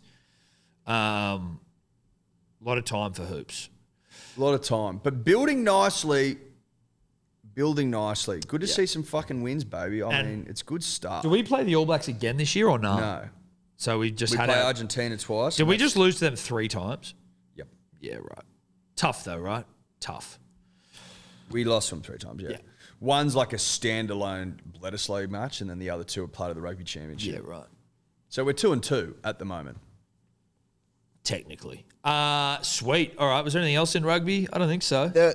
I don't know if you want to talk about that, but there were a couple of calls in that game that, even though the Wallabies were winning, made me want to turn the TV off and stop watching rugby union forever. Did you see the one where Kellaway tackled the dude who jumped to catch a pass, and Kellaway got done for tackling some dude in the air? Shout out to Kellaway of former Scots Boy fame. He's a good player. He is a good player. No, I didn't, Dave, but that was a part, like, there are always decisions in rugby union games that you just shake your head at, where you're just like, what the fuck? And then did you see the other one where they almost red carded Swinton? They eventually went with a yellow, but when they were like, yeah, I'm thinking about a red card for this, I was just exploding. Swinton fucking gets carded, though. I saw Yeah. him get fucking red or yellowed in his first game he ever played for the Wallabies. Yeah. He certainly doesn't mind fucking hitting people, but that was just so clearly shoulder first and then Yeah. like incidental head contact. Yeah. Look, again, don't actually. But that's, I mean, look, you've got to go into games of rugby union with that in mind. Like, It's like a baseline expectation. There's a baseline expectation. There's going to be calls in this game. They're going to go annoy me. Yeah, sometimes you do need a doctorate to understand what the fuck is going on. It's all very vague. It's all open to interpretation. Some refs just love the sound of their own voice. Others not so much. Like, it is what it is. Expect 50 penalties a game. Yeah. You go in with that. So go in with the expectation there'll be at least 40 penalties. And if there's less than that, you should be happy. That's it. You walk away with a win. The guide to enjoying rugby union. Assume 40 penalties. There you go. Write that article. So Brazilian football player Hulk. I don't know if you've heard of him. Weird I have name, not. but we can get over that. He's played for Brazil in football for a while. He has just announced that he is pregnant. Him and his partner is pregnant with his fourth child. His partner is his ex-wife's niece. Start that again. Yeah. Okay. I got to switch on for this. Yeah, you do. So I'll start chronologically from the beginning. Okay. Brazilian player Hulk was dating this woman Iran Angelo. Yep. In late 2019, ended that relationship. He has now just announced he's pregnant with his new partner, who is the niece of said ex-wife. Right. So, and technically then his niece Yes. or former niece. Former niece, yes. Jesus Christ. The family unit. That's a modern he's- family. Yeah, right. I was watching. They didn't have that storyline. Hulk is retired now. Wouldn't he be quite old? Is he old? He's 35, yeah. Okay. But it doesn't not say that old. it doesn't say former. How old's the Brazilian niece? football. 32. Okay. So how old was his wife? Yeah. I can look that up, man. Certainly, the title of niece sounds way grosser. Well, it is gross, but it sounds way more fucked Well, up. she's 33, so she had a niece who was a year younger than her. Well, that's possible. That's Modern Family right there. That's a scene of Modern I Family. was watching this show last night Apart from the called fucking your niece bit. Lilo Row, I think, or something like that. Basically about this pyramid scheme. It's on Prime. It's good. About this pyramid scheme whereby they were selling fucking like leggings and maxi skirts and shit like that. Anyway, they had this husband and wife, second marriages, had like 11 or 14 kids or something, but from separate marriages. And anyway, two of them ended up getting married to each other. I'm like, that's strange. But no, not related though. No, but still. But their parents used to be together. Well, their parents are together. So they are stepsisters. Oh. Like they're step siblings who then got married. Right. Yeah. Hairy one. I'm like, How old were they when they met? don't know. Because that's one, like if you meet when you're like, oh yeah, our parents are married, but I'm fucking 20 and you're 20 and like you're hot. It's weird. Yeah. But I get meeting at 20. Could you go through with it? Or is it just like, because Put it this way. Who's the hottest chick in the world apart from your fiancée Ella for you? Just throw one out there. Hall pass. Who would it be? Tom Trbojevic in a wig. I don't know. I don't disagree with that. Whose would yours be? To be honest, it's a great point you said, because when I get asked this as well, I'm like, there are fucking millions. There's millions. I don't There's know. so many. I don't have a hall pass, put it that way. Well, neither do I. I certainly don't. And I'm not in the business of handing them out. I don't want a hall pass, but I'm certainly not giving one out because that's far more dangerous. But also, hall passes are lame. But also, it's definitely not weighted in our favour, the hall pass, which we've acknowledged, I think, on previous broadcasts. Let's just say, who's the hottest actress in the fucking world? I don't know. Again, I don't know. Jennifer Lawrence? No. But I used to be obsessed with her at one You point. did. You were obsessed with her. Where's this going, though? What I was going to say Margot is, Robbie. Go Margot Robbie. Margot Robbie, perfect. So let's say that your mum and Margot Robbie's dad get together when you are 24 years old and Margot is 25, whatever the fuck her age is. It's the first time you meet, parents, oh, this is dad's your boyfriend. You're like, holy shit. And then she sees you and she's like, oh, damn. Yeah, Are like- you telling me you don't? I think you go there. But are you only going there because it's Margot Robbie? Well, if she's as hot as Margot Robbie, then no. Because I don't give a fuck about her being in movies and shit. It's about her being hot. What if she's a 6.5, 7? Well, then no, it's not Margot Robbie. Like, but do you know what I'm saying? Yeah, basically, the couple, the man and the woman, weren't Margot Robbie and Brad Pitt in the situation I'm describing. Okay, sorry, right. Yeah, they weren't. But maybe they are tens to each other, which is nice. Surely. Yeah, sure. But I just think it's like an ongoing thing you have to explain to people. There's a lot. And try and justify it. Yeah. Oh, your sisters? Like your siblings? No, we're not siblings. We're stepsister and brother. And listen, I know it's weird, but we never lived in the same house together. We didn't. We only met when we were 23. Like 19 and 18. Like, I know it's weird, but it's just a little bit like to have that conversation over and over and over. Yeah, and over. Is it worth it? How did you meet? Oh, my parents are married. Yeah. Our parents are married. Wait, as in your brother and sister? Well, yes, technically, but not blood related. Right. Look, I'm just trying to introduce you. Yeah, we're at like a fucking dinner and I've got to hear about how you don't fuck your legal brother. Yeah, maybe that's just not worth it.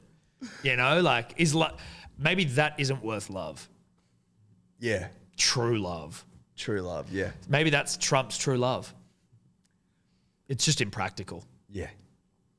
Does. Impracticality trump true love. Yeah. In the case of siblings. Or practicality. I think it does. In the case of fucking your sibling, or at least that being the perception, I think it's like, you know what, not worth it. Not, you could be Margot Robbie, but it's just not worth it. Is the juice worth the squeeze? Because that's one hell of a squeeze. It's a serious squeeze. And unless the juice is Margot Robbie, and even then, you're still having to justify it. And then you look like a sicko, like, yeah, of course you're fucking your sister. It's Margot Robbie. Yeah, sure, you're not blood related. Yeah. Oh, yeah, no, not blood related. I won't tell. Don't worry. I won't tell the cops. Yeah. I'd fuck my sister too, mate. Oh, my God. And she's famous. So then that's in the fucking papers. That's in the papers as well. Yeah. Like a lot. Did I tell you my next door neighbours was a mate of mine, and he's a good dude. I haven't seen him for a minute, but his mother divorced his dad and remarried her first cousin and had 2 kids. I was under the impression That was illegal. that first cousins is where issues arise, genetically speaking. Yes, and they had Now, 2 kids. Can you confirm that deal? They had 2 kids, both, to my understanding, all good, but I think they say it maybe goes to their kids. They might have some issues. Oh, it says, I don't know. First cousins have an inbreeding coefficient of 0.0625. So that's not a lot, I assume? I don't think so. I mean, but I think... You reckon that you can unpack that coefficient? I'm saying that if I'm going to unpack it, which clearly Dave isn't. I'm just trying to read more to find out what a coefficient is. I'm saying that... Just type this in. Chance of having kid wrong with it if cousin's mate. Yeah. Just like, will my kid be special if I fuck my cousin? It's approximately 2 to 3% chance that the child is born with a birth defect. Oh, it's low. Yeah. It says the vast majority of children of first cousins are healthy and do not have problems. So there you go. I mean... The stigma's out there in a big way. It's frowned upon. I don't think it's encouraged unless you're like in the royal family where I think they sort of love that shit. It says in the US, 0.2% of marriages are between people who are second cousins or closer. Second cousins, I think, is okay. As in, am I doing it? No, but I don't know whether is there stigma related? I guess there still is. There is. I think the stigma is in just relatives. Just I think if you share blood. I think if you say to someone, I fuck my cousin. I'm with a fourth cousin, the fact that cousin's in there at all, well, if doesn't set you up for if success. you're with your fourth cousin, no need to mention it. Don't mention it. Like, I don't know who the fuck my fourth cousin I've is. got no idea. I don't even know who my third cousin. I don't know who my second cousins are. I know one second cousin. That's it. I think I know one second cousin. I do find that in the Western Oriental gentleman persuasion, of which my lovely wife is and my daughter as well, obviously Eastern European, they fucking count every cousin. I'm like, oh, cousin, what the fuck? It's like, oh, yeah, through like this way. And like, you know, you got to draw a fucking Charlie Day, Always Sunny in Philadelphia thing to try and work out how the fuck you're related. But like their family's humongous. Cousins everywhere. And I doubt that they're all first cousins because not enough uncles and aunties exist. We seem to care, on the whole, we seem to care less about the whole cousin thing. Yeah. Maybe it's a breakdown of the family unit within the Whiteys, you know? I think so. I think it might be. I think the Whiteys have lost their way. Yeah, we have. And it's sad. That's sad. It's breakdown sad. of community. Because, Traditional you know what? family values. It takes a village to raise a family, Eddie. I've always said that, and people smarter than you and I have always said that. Well, it's been said since the dawn of time. That's right. What we're saying in a roundabout way is, fuck your sister at your own peril.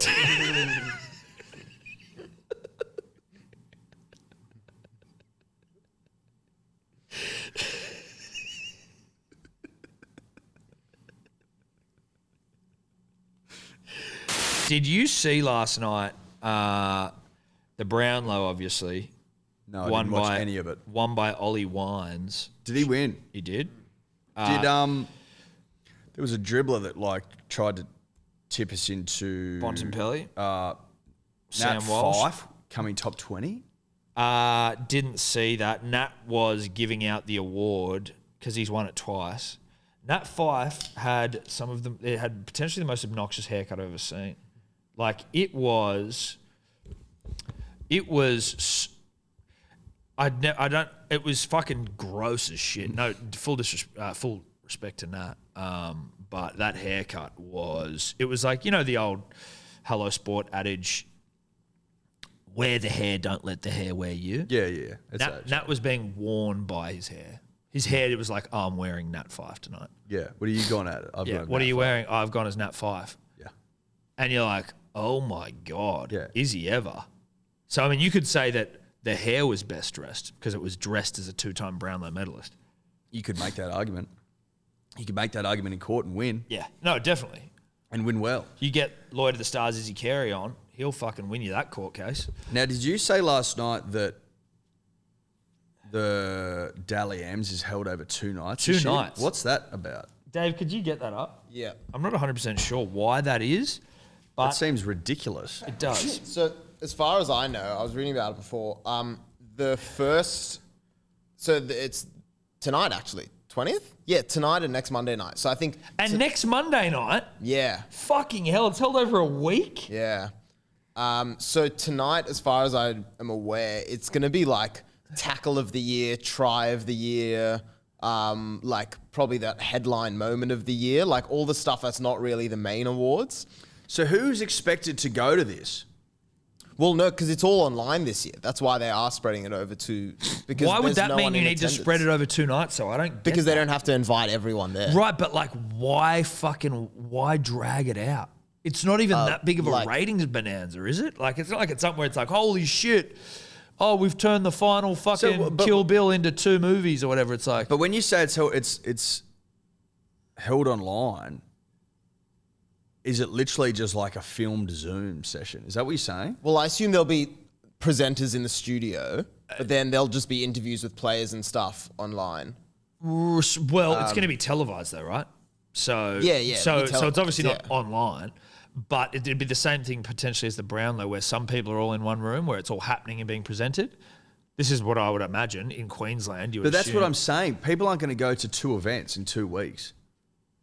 Yeah, right. That's a good point as well. That's why I'm saying, like, is it just a case of a fucking presenter being like, these are the award winners this year, and then if you're winning an award in week 1, you jump on a quick Zoom and you fuck off? Mate, Like, is the first week just like a bit beater? Well, yeah, the first week. They give out all the shit awards. what's the point? It says the first week is the fan voted awards and like try the year and tackle the year. It says in the second event, the winners of the Dally M medal, team of the year, coach, captain, and rookie of the year are named. So basically, It's on next week Monday. 1 is It's basically nothing. it's not a thing. No. It's just a fucking new thing. You know what you should do, or you could do with the fan vote thing? just release it in the paper or put out a media release. Yeah. I don't need to see people interviewed about tackle of the year. Or do it all on the same night. Fucking AFL do. Or if it's too long, put all the dumb, stupid shit awards in the paper. Who gives a shit? Like, do we really care about anything outside of Team of the Year and Coach of the Year and Player of the Year? I don't. No. But if you want to have the fan engagement awards and shit, just have it all on the same night. Just have it all on the same night. It's not that difficult. It's already long. Like, fucking, what's it going to change? Advertising dollary dues. We get it. Corporate fisting. We understand the corporate fisting. We have been fisted by the corporate dollar and continue to be. But surely they Sometimes don't a make double money. fist. Surely they're not going to make money on night one of the Dally M's. I don't know, Eddie. Who knows? Who knows? We're still waiting for Big Ute to reach out. Big Ute will reach out. It's course just a matter of time. It's just a matter of time, Tom. That's all it is. Matter of time. Yep. Anyway, We dribbling? I think it's probably time to dribble. All right, now, time for some dribbles.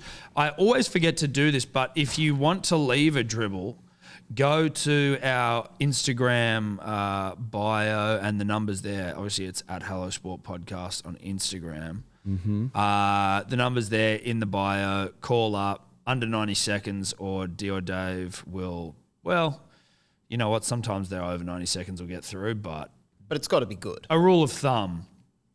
It's got to be great. It's got to be great to get to get in. And if it's long and you're not hooking me in the first 30 seconds, it's not really going to either. So I have a feeling here that Dave, now we've given Dave the job of listening to all the dribbles. I think he's maybe just turning them off. He's not hooked in the first 15 seconds. Is that the case, Dave? Because you could be leaving some fucking gold on the sidelines. I need you to waste every minute of your life listening to these. No, I am. Don't worry. But when it gets into the deep end, and because I know we'd be feeling the same thing by 11:30, it's like this might be an all right discussion, but are we really going to get to it? Nah. Got to make captain's call sometimes. We've given him. We've given him the keys. You got to let him drive. He's got to drive, and drive he will, and drive he is. And drive it is. All right, let's drive. Let's drive, baby. Let's drive. Hey fellas, how's it going? Long time listener, first time dribbler. It's the Bronson Sherry's innocent dribbler here.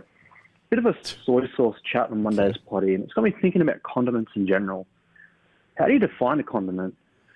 I put the question to the age-old search engine in the sky, and to say I was more confused than when I started is a vast, vast understatement. Stuff about a condiment can't be eaten on its own.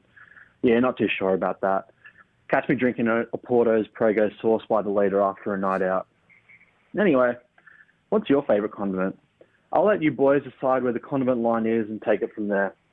Anyway, Manly premierships never, Rabbitohs premierships soon. Ciao.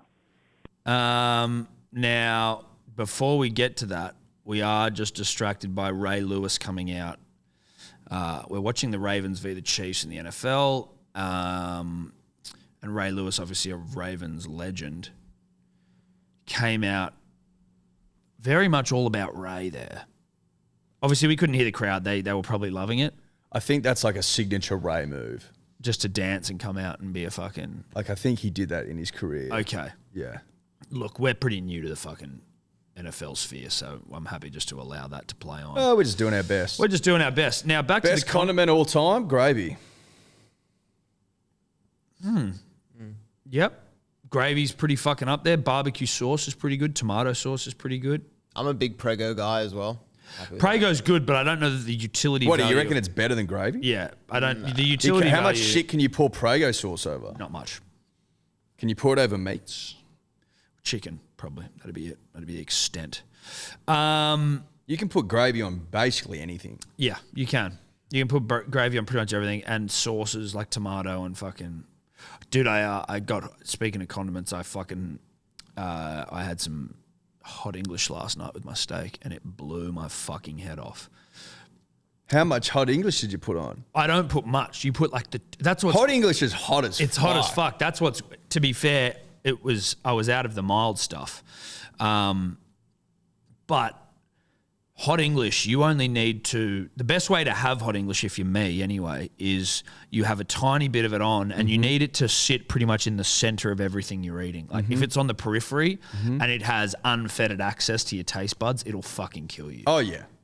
you Oh, might shit, yeah. die. No, it'll fuck you up. So you need to be chewing through everything and then getting to the hot English as it mixes through the mouthful. That's it. That's correct. But I tell you what, it's good for a man who, Ravens early, good for hay fever in the sense that when you have a hot English explosion in your mouth, fucking Like clears wasabi. it. Yeah. Bang. Just works through you. I've never understood how or why. No, neither. I saw a video the other day on Barstool. All I know is that it happens. It happens. I saw a video on Barstool Sports last week of a chick that ate a fucking golf ball sized thing of wasabi and then was like, ugh. I was like, why the fuck would you do that? Obviously a giggle, but Jesus. Yeah, but that seems silly. That's a bit much. Anyway, let's move on. Tom, Eddy, Dior, P's and D's. It's the thirsty for Thurston dribbler here. Just a quick question. Intercept. Do you think the average dribbler has a better chance at lasting 100 balls from Warnie or getting the great Don out before he gets 100? Beers soon, Manly never, JT forever. Now, unfortunately for that guy, Kansas City got an intercept As he started his dribble, and I didn't hear the first part of the question. I didn't hear any of it, so maybe play that again, Dave. Didn't seem like it was long. That also fucks me for fantasy because Lamar Jackson's my quarterback. So Tom, that's great. Eddy, Dior, P's and D's. It's the thirsty for Thurston dribbler here. Just a quick question. Do you think the average dribbler has a better chance at lasting 100 balls from Warnie or getting the great Don out before he gets 100? Beers soon, Manly never, JT forever. I think you've got a better chance of lasting a fucking seeing off 100 balls. Yeah. There's no way in the world you were getting out the Don. great Don Bradman. Maybe now that he's dead, you could. You're not seeing off 100 nuts either, but like You're not seeing off they've either. got a better chance of that happening. Okay, well, basically, you've got 100 nuts to face from Warnie or 100 balls to give the Don, right? I think that Warnie, you probably get. Like, I'm trying to work out what it is. Like, so if you've got 100 balls to get out the Don, you just probably don't get him out. I reckon with Warnie, you've just got some chance of standing in front of the stumps with your bat in front of your pads and hoping that you don't get done. Yeah. Yeah. And like 1 in a million, maybe you can last 100 balls. Yeah. Yeah. Good question, though. Great question. I'd fucking love Tom, to face Warnie. Eddy, Dior. Sorry, D. No, that's all right. Tom, Eddy, Dior. It's the King T dribbler. Boys, over the weekend I heard one of the Fox Sports dribblers, it was probably Corey Parker, he mentioned something about, there was a nice southeasterly breeze up there in Rockhampton. Anyway, it kind of got me thinking, boys, what's your favourite wind direction? I feel like the sign of a good dribbler is one that can, add some casual meteorology into a conversation unprovoked. I just want to know, what's your favourite wind direction, but more in the terms of, one that really rolls off the tongue really well, whether it's a southwesterly or a southeasterly. Nor'easter. Anyway, Mine's probably a keen to know your southeasterly. thoughts. Nor'easter. Yeah, nor'easter. Parabeers. This is a good question. Like, this is the dribbly shit that we like. I like nor'easter because it's so easy to roll off the tongue because you drop the TH. Yeah, nor'easter's pretty good. You could just have a southerly. Yeah, the southerly's easy. Like Yeah. the southerly. Yeah. Onshore, Offshore. offshore. Well, that's how you get in your fucking waves. I like southerly. I like southerly. I think southerly and nor'easter. Yeah, I think so. Great question. Oop, that's a That's a throw. replay. Yeah. Well, it was a shit throw, wasn't it? G'day, boys. It's the Buzz Rothfield dribbler here. I'm sure you know who I am. Big fan. I know you're a fan of mine. I mean, I just firstly want to point out these bounced-out tracksuits are absolutely fantastic. As you may or may not have known, I've moved up to the Gold Coast in lockdown because it's the only way I can go to the strip club. Obviously, you know from said leaked photos that I love a strip club, and I've been heading up to Hollywood Showgirls in this bounced-out tracksuit after my bath and mayo. And, boys, I'm loving it. The girls think I'm fantastic. So well done, boys. Look, boys, a real question. I've been getting a lot of hate on social media lately. People are, saying I'm a bit of a dribbler. and saying that Kenty's better than me. So I thought, boys, I'll have to put this on my socials. I've got a question for you all, and I think this will clear it up. Who's the better bloke? I'd like to ask you all a question. It's a shoot, shag, and marry, boys. So you've got to shoot, shag, and marry myself, Buzz, covered in mayo, Rothfield, Paul, the gnome Kent, and James, the massive dribbler Hooper. So, yeah, if you could really help me out, that'd be great, boys. Anyway, Sharks 13 plus. Fafita's a grub. Be here soon. Hooroo. I'd probably marry Buzz. Now, bear with me here. What, Because he likes the Rippers. Not that I do, but it means that he'll be gone most of the time. You know? And he doesn't mind a glass of red, which I also do like. Well, he can keep himself occupied. He can keep himself occupied at the Rippers, and you know there's always going to be red. Red wine. Yep, I'd go along with that. Now, when it comes to shag and shoot, I mean, who's going to be a better route? I think that's the reality. I think it's probably going to be Hoops just on an age basis. Possibly. Bit more physically Do you reckon a bit more imposing. passion? Well, I don't know about... I mean, they're probably both passionate. They seem to be passionate guys. Ooh. Oh, wow. Ravens, baby. But I think, like, just who's up to the physical demands of, you know, putting work in for you or I think it's going to be Hoops just physically. So it's a root Hoops shoot Kenty for me. Have you got a difference of opinion there, Eddy? Not really, Tom. I'd love to hear your thought process. Mate, to be honest, like, it's one of those questions whereby none of the outcomes are terribly fucking palatable, you know what I mean? Which is the genius of the question. I don't hate your line of thinking. Genius of the question. It was a genius question, wasn't it? Yeah. It was genius. It was genius. I think that Hoops and Kenty are interchangeable, interplayable. You know what I mean? I think you could wake up one day and go, what mood am I in? Yeah, true. Did Kenty annoy me last night? Shoot him. Did Hoops annoy me last night? Shoot him. You know what I mean? Yeah. It's one or the other. It doesn't really matter, does it? Nah, I think so. Hope I've helped. Yep. Tom, Eddy, D or Dave, Surly here, calling from across the ditch. Up the mighty Warriors. Anyway, during that old Manly game where they copped an absolute licking via the Storm, I couldn't help but notice that every time the Storm scored, there was sounds of thunder and lightning, similar to how the Panthers get about the old post-try, which got me thinking, is this going to become a thing of the future where every team plays their own sound effects post a try? And if so, what will teams like the Titans do? What fucking noise does a Titan make? Possibly they could look to embrace the old, come on! Anyway, beers soon. Up the mighty Warriors, New Zealand's national sporting team. Kia ora. Chur, bro, chur. Sure, bro. A Titan. I mean, that is a good point. I mean, the come on, I don't know whether I'd be comfortable with the Titans co-opting the come on. I feel like Leighton probably wouldn't. I'm comfortable with it. I think Leighton Absolutely not. Are you serious? He's trademarked it. Yeah. So there's a big fucking problem there. That's your first problem. That's your first hurdle. You reckon Leighton's going to allow a come on to be used in that sort of environment? Like, Leighton's comfortable with a come on set in passion, but not to be adopted as some sort of like official war cry. No. Maybe just like a trumpet or something. Well, if they're on the Gold Coast, you could just have like a big you. Pokies, strippos. Yeah. Maybe some stripper music. I think stripper music. I think stripper music's I think that probably a good works. Anyway, we must move on because we do have a few to get through. Yeah, look, hey boys, the 4017 Ginger Dribbler here.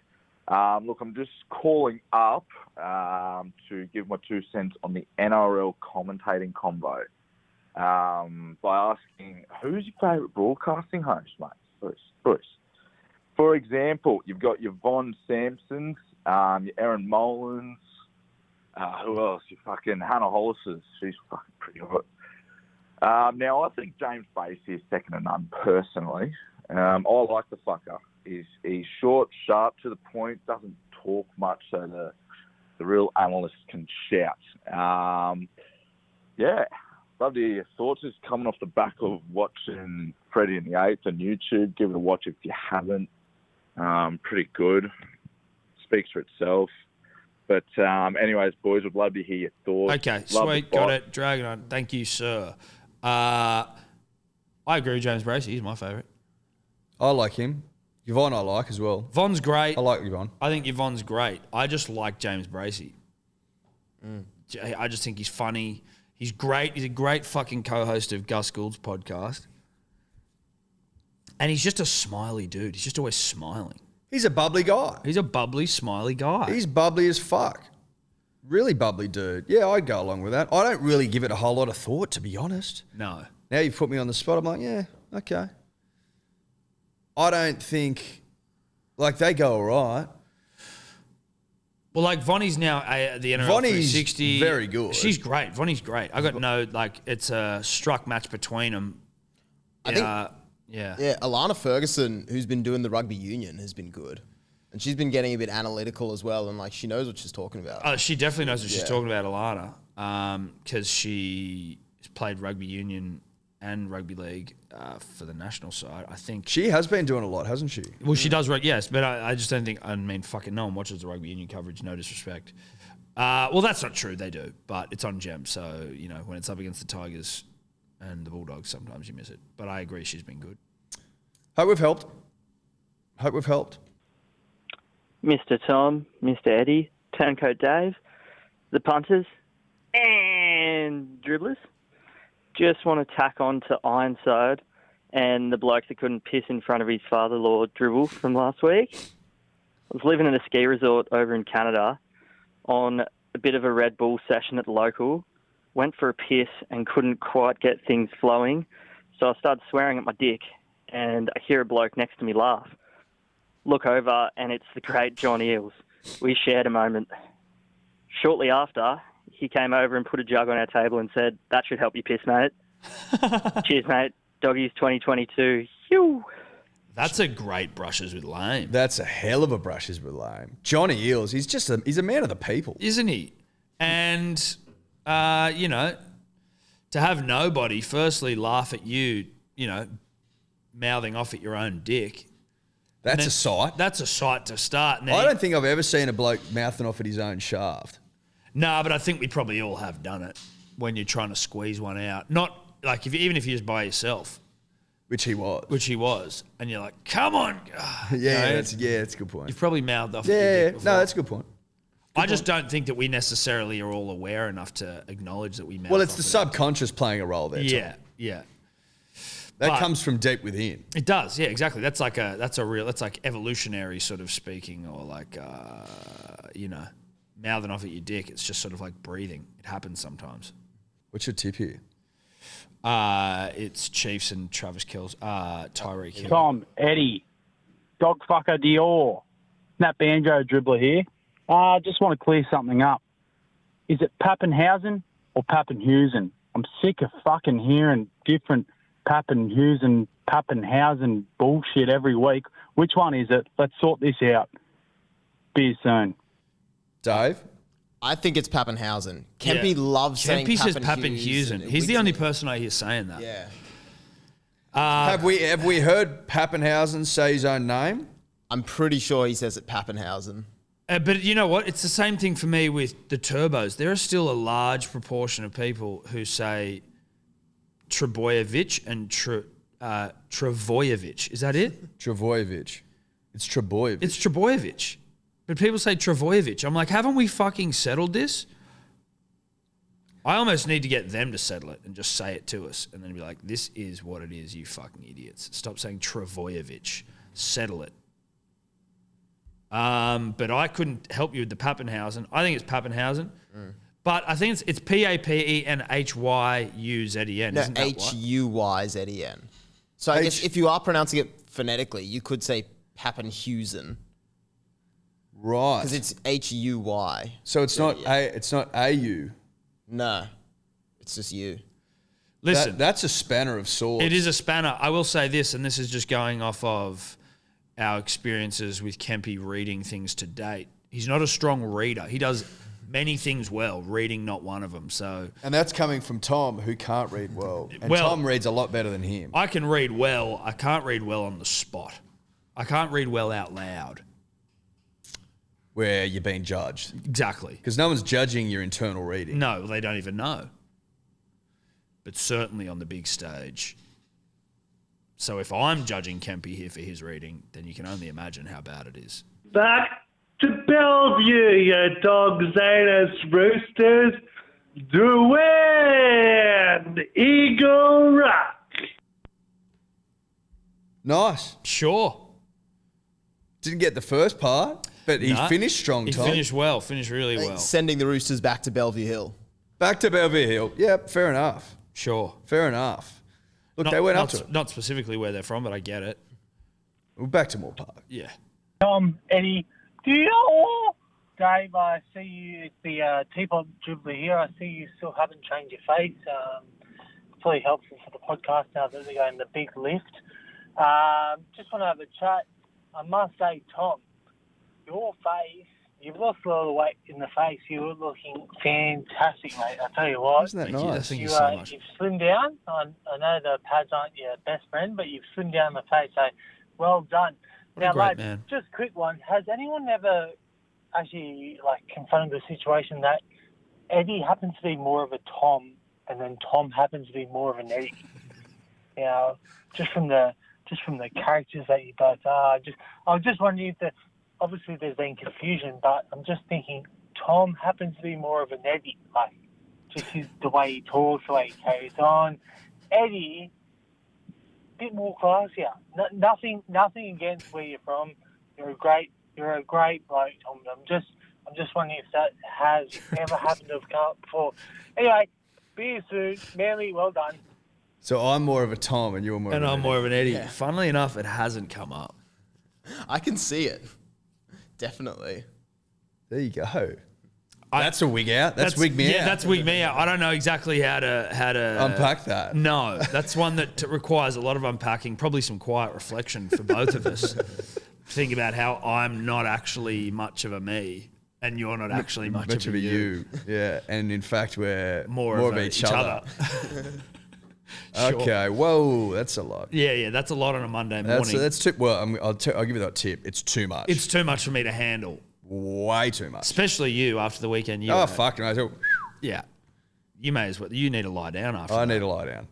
I need to lie down. Hey lads, can I just say one thing? How fucking good is Sean Keppie? He fucking ripped and teared tonight. That was an absolute masterstroke from the great Desi Hasler to bring him into the starting side. I hope he fucking rips and tears against Tom Burgess and those South Sydney Gronks next week. Manly 13 plus. Sydney Roosters premierships never. Mate, great call. Sean Keppie ripped fucking hard on the weekend. Mate, he played unbelievably well. Apologies for Sean for not mentioning him earlier, but he had a ball terror of a game. Yeah. Laid a foundation, Tom. You know, set the tone. He also sent us a video of Taufafa Sipley dancing at the Twin Waters Resort after the win. Twin Waters Resort looks nice, doesn't it? It looks fucking great. It looks like somewhere we might have to go afterwards, like after all of this is said and done and everything gets back to normal, we just go up there just to sort of soak it in. Yeah. How did they win the comp from Yes, here? Okay, exactly. makes sense. Exactly. Also, back to that previous dribble about me looking thin as fuck. Thank you so much. I was in the 94s yesterday. I got under 95. I'm back up just a tick over 95 point something. So what, you're like 1 and a bit kilos out. Is that it? Yeah, exactly. But like broke the 95 barrier yesterday. I was like, oh, there we go. That's 10. That's like I'm a bee's dick off 10 kilos. So just to let you know. Thank Great you so stuff. much. Thank you so much. Boys, Danny Exotic here. Oh, actually, I need to warn you guys and everyone listening. This is going to get fucking loud at the end, and I am genuinely worried for people's eardrums. So just be careful. Noted. Boys, it's Danny Exotic here, and I just thought after last week when I fucking copped it, after South went down to Penrith, who were tanking, by the way. Sorry, when Penrith went down to South. Sorry, get me facts right. But I've got a fucking message for dot point dribbler of getting spear tackled on his front lawn by yours truly fame, and getting nabrad by my sister for a date fame, and Mr. Marcus Finichario of I'm taken to your guitar collection with a Stanley knife fame. Just got this for you after your little fucking antics last week. Da da da da, da da da da. Hey hey hey. Good.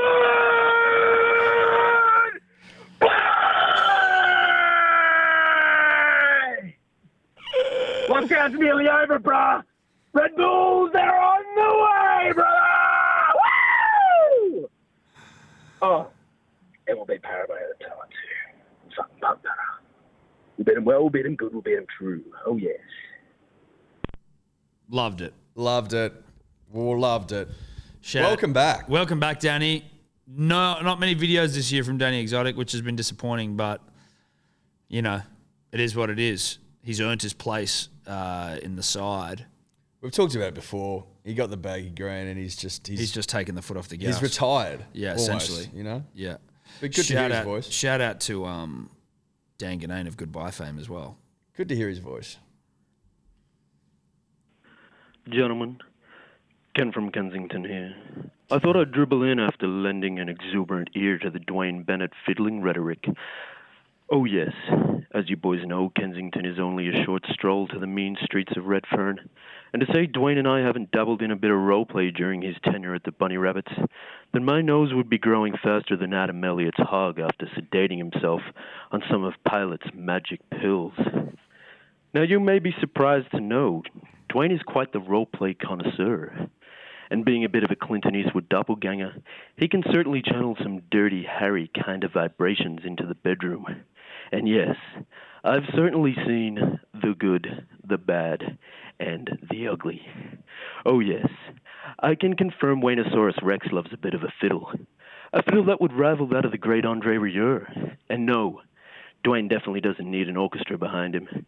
Not when he's got the heavy breathing of Kenny in his ear. Oh, and just before I go, it seems that there's a dribbler out there who's threatening to blow my cover. Well, Jackson, as Dwayne says when he's on his knees, begging Kenton for his Pineapple Juice Express, go ahead, make my day. Have I told you that Ken from Kensington apparently is a baggy green member? No. Did I tell you that? What? Someone dribbled about that. We were all here that's when right. that Jacko called up and said that. Jacko said that it's... Yeah. That's right. He thinks that it's a fucking...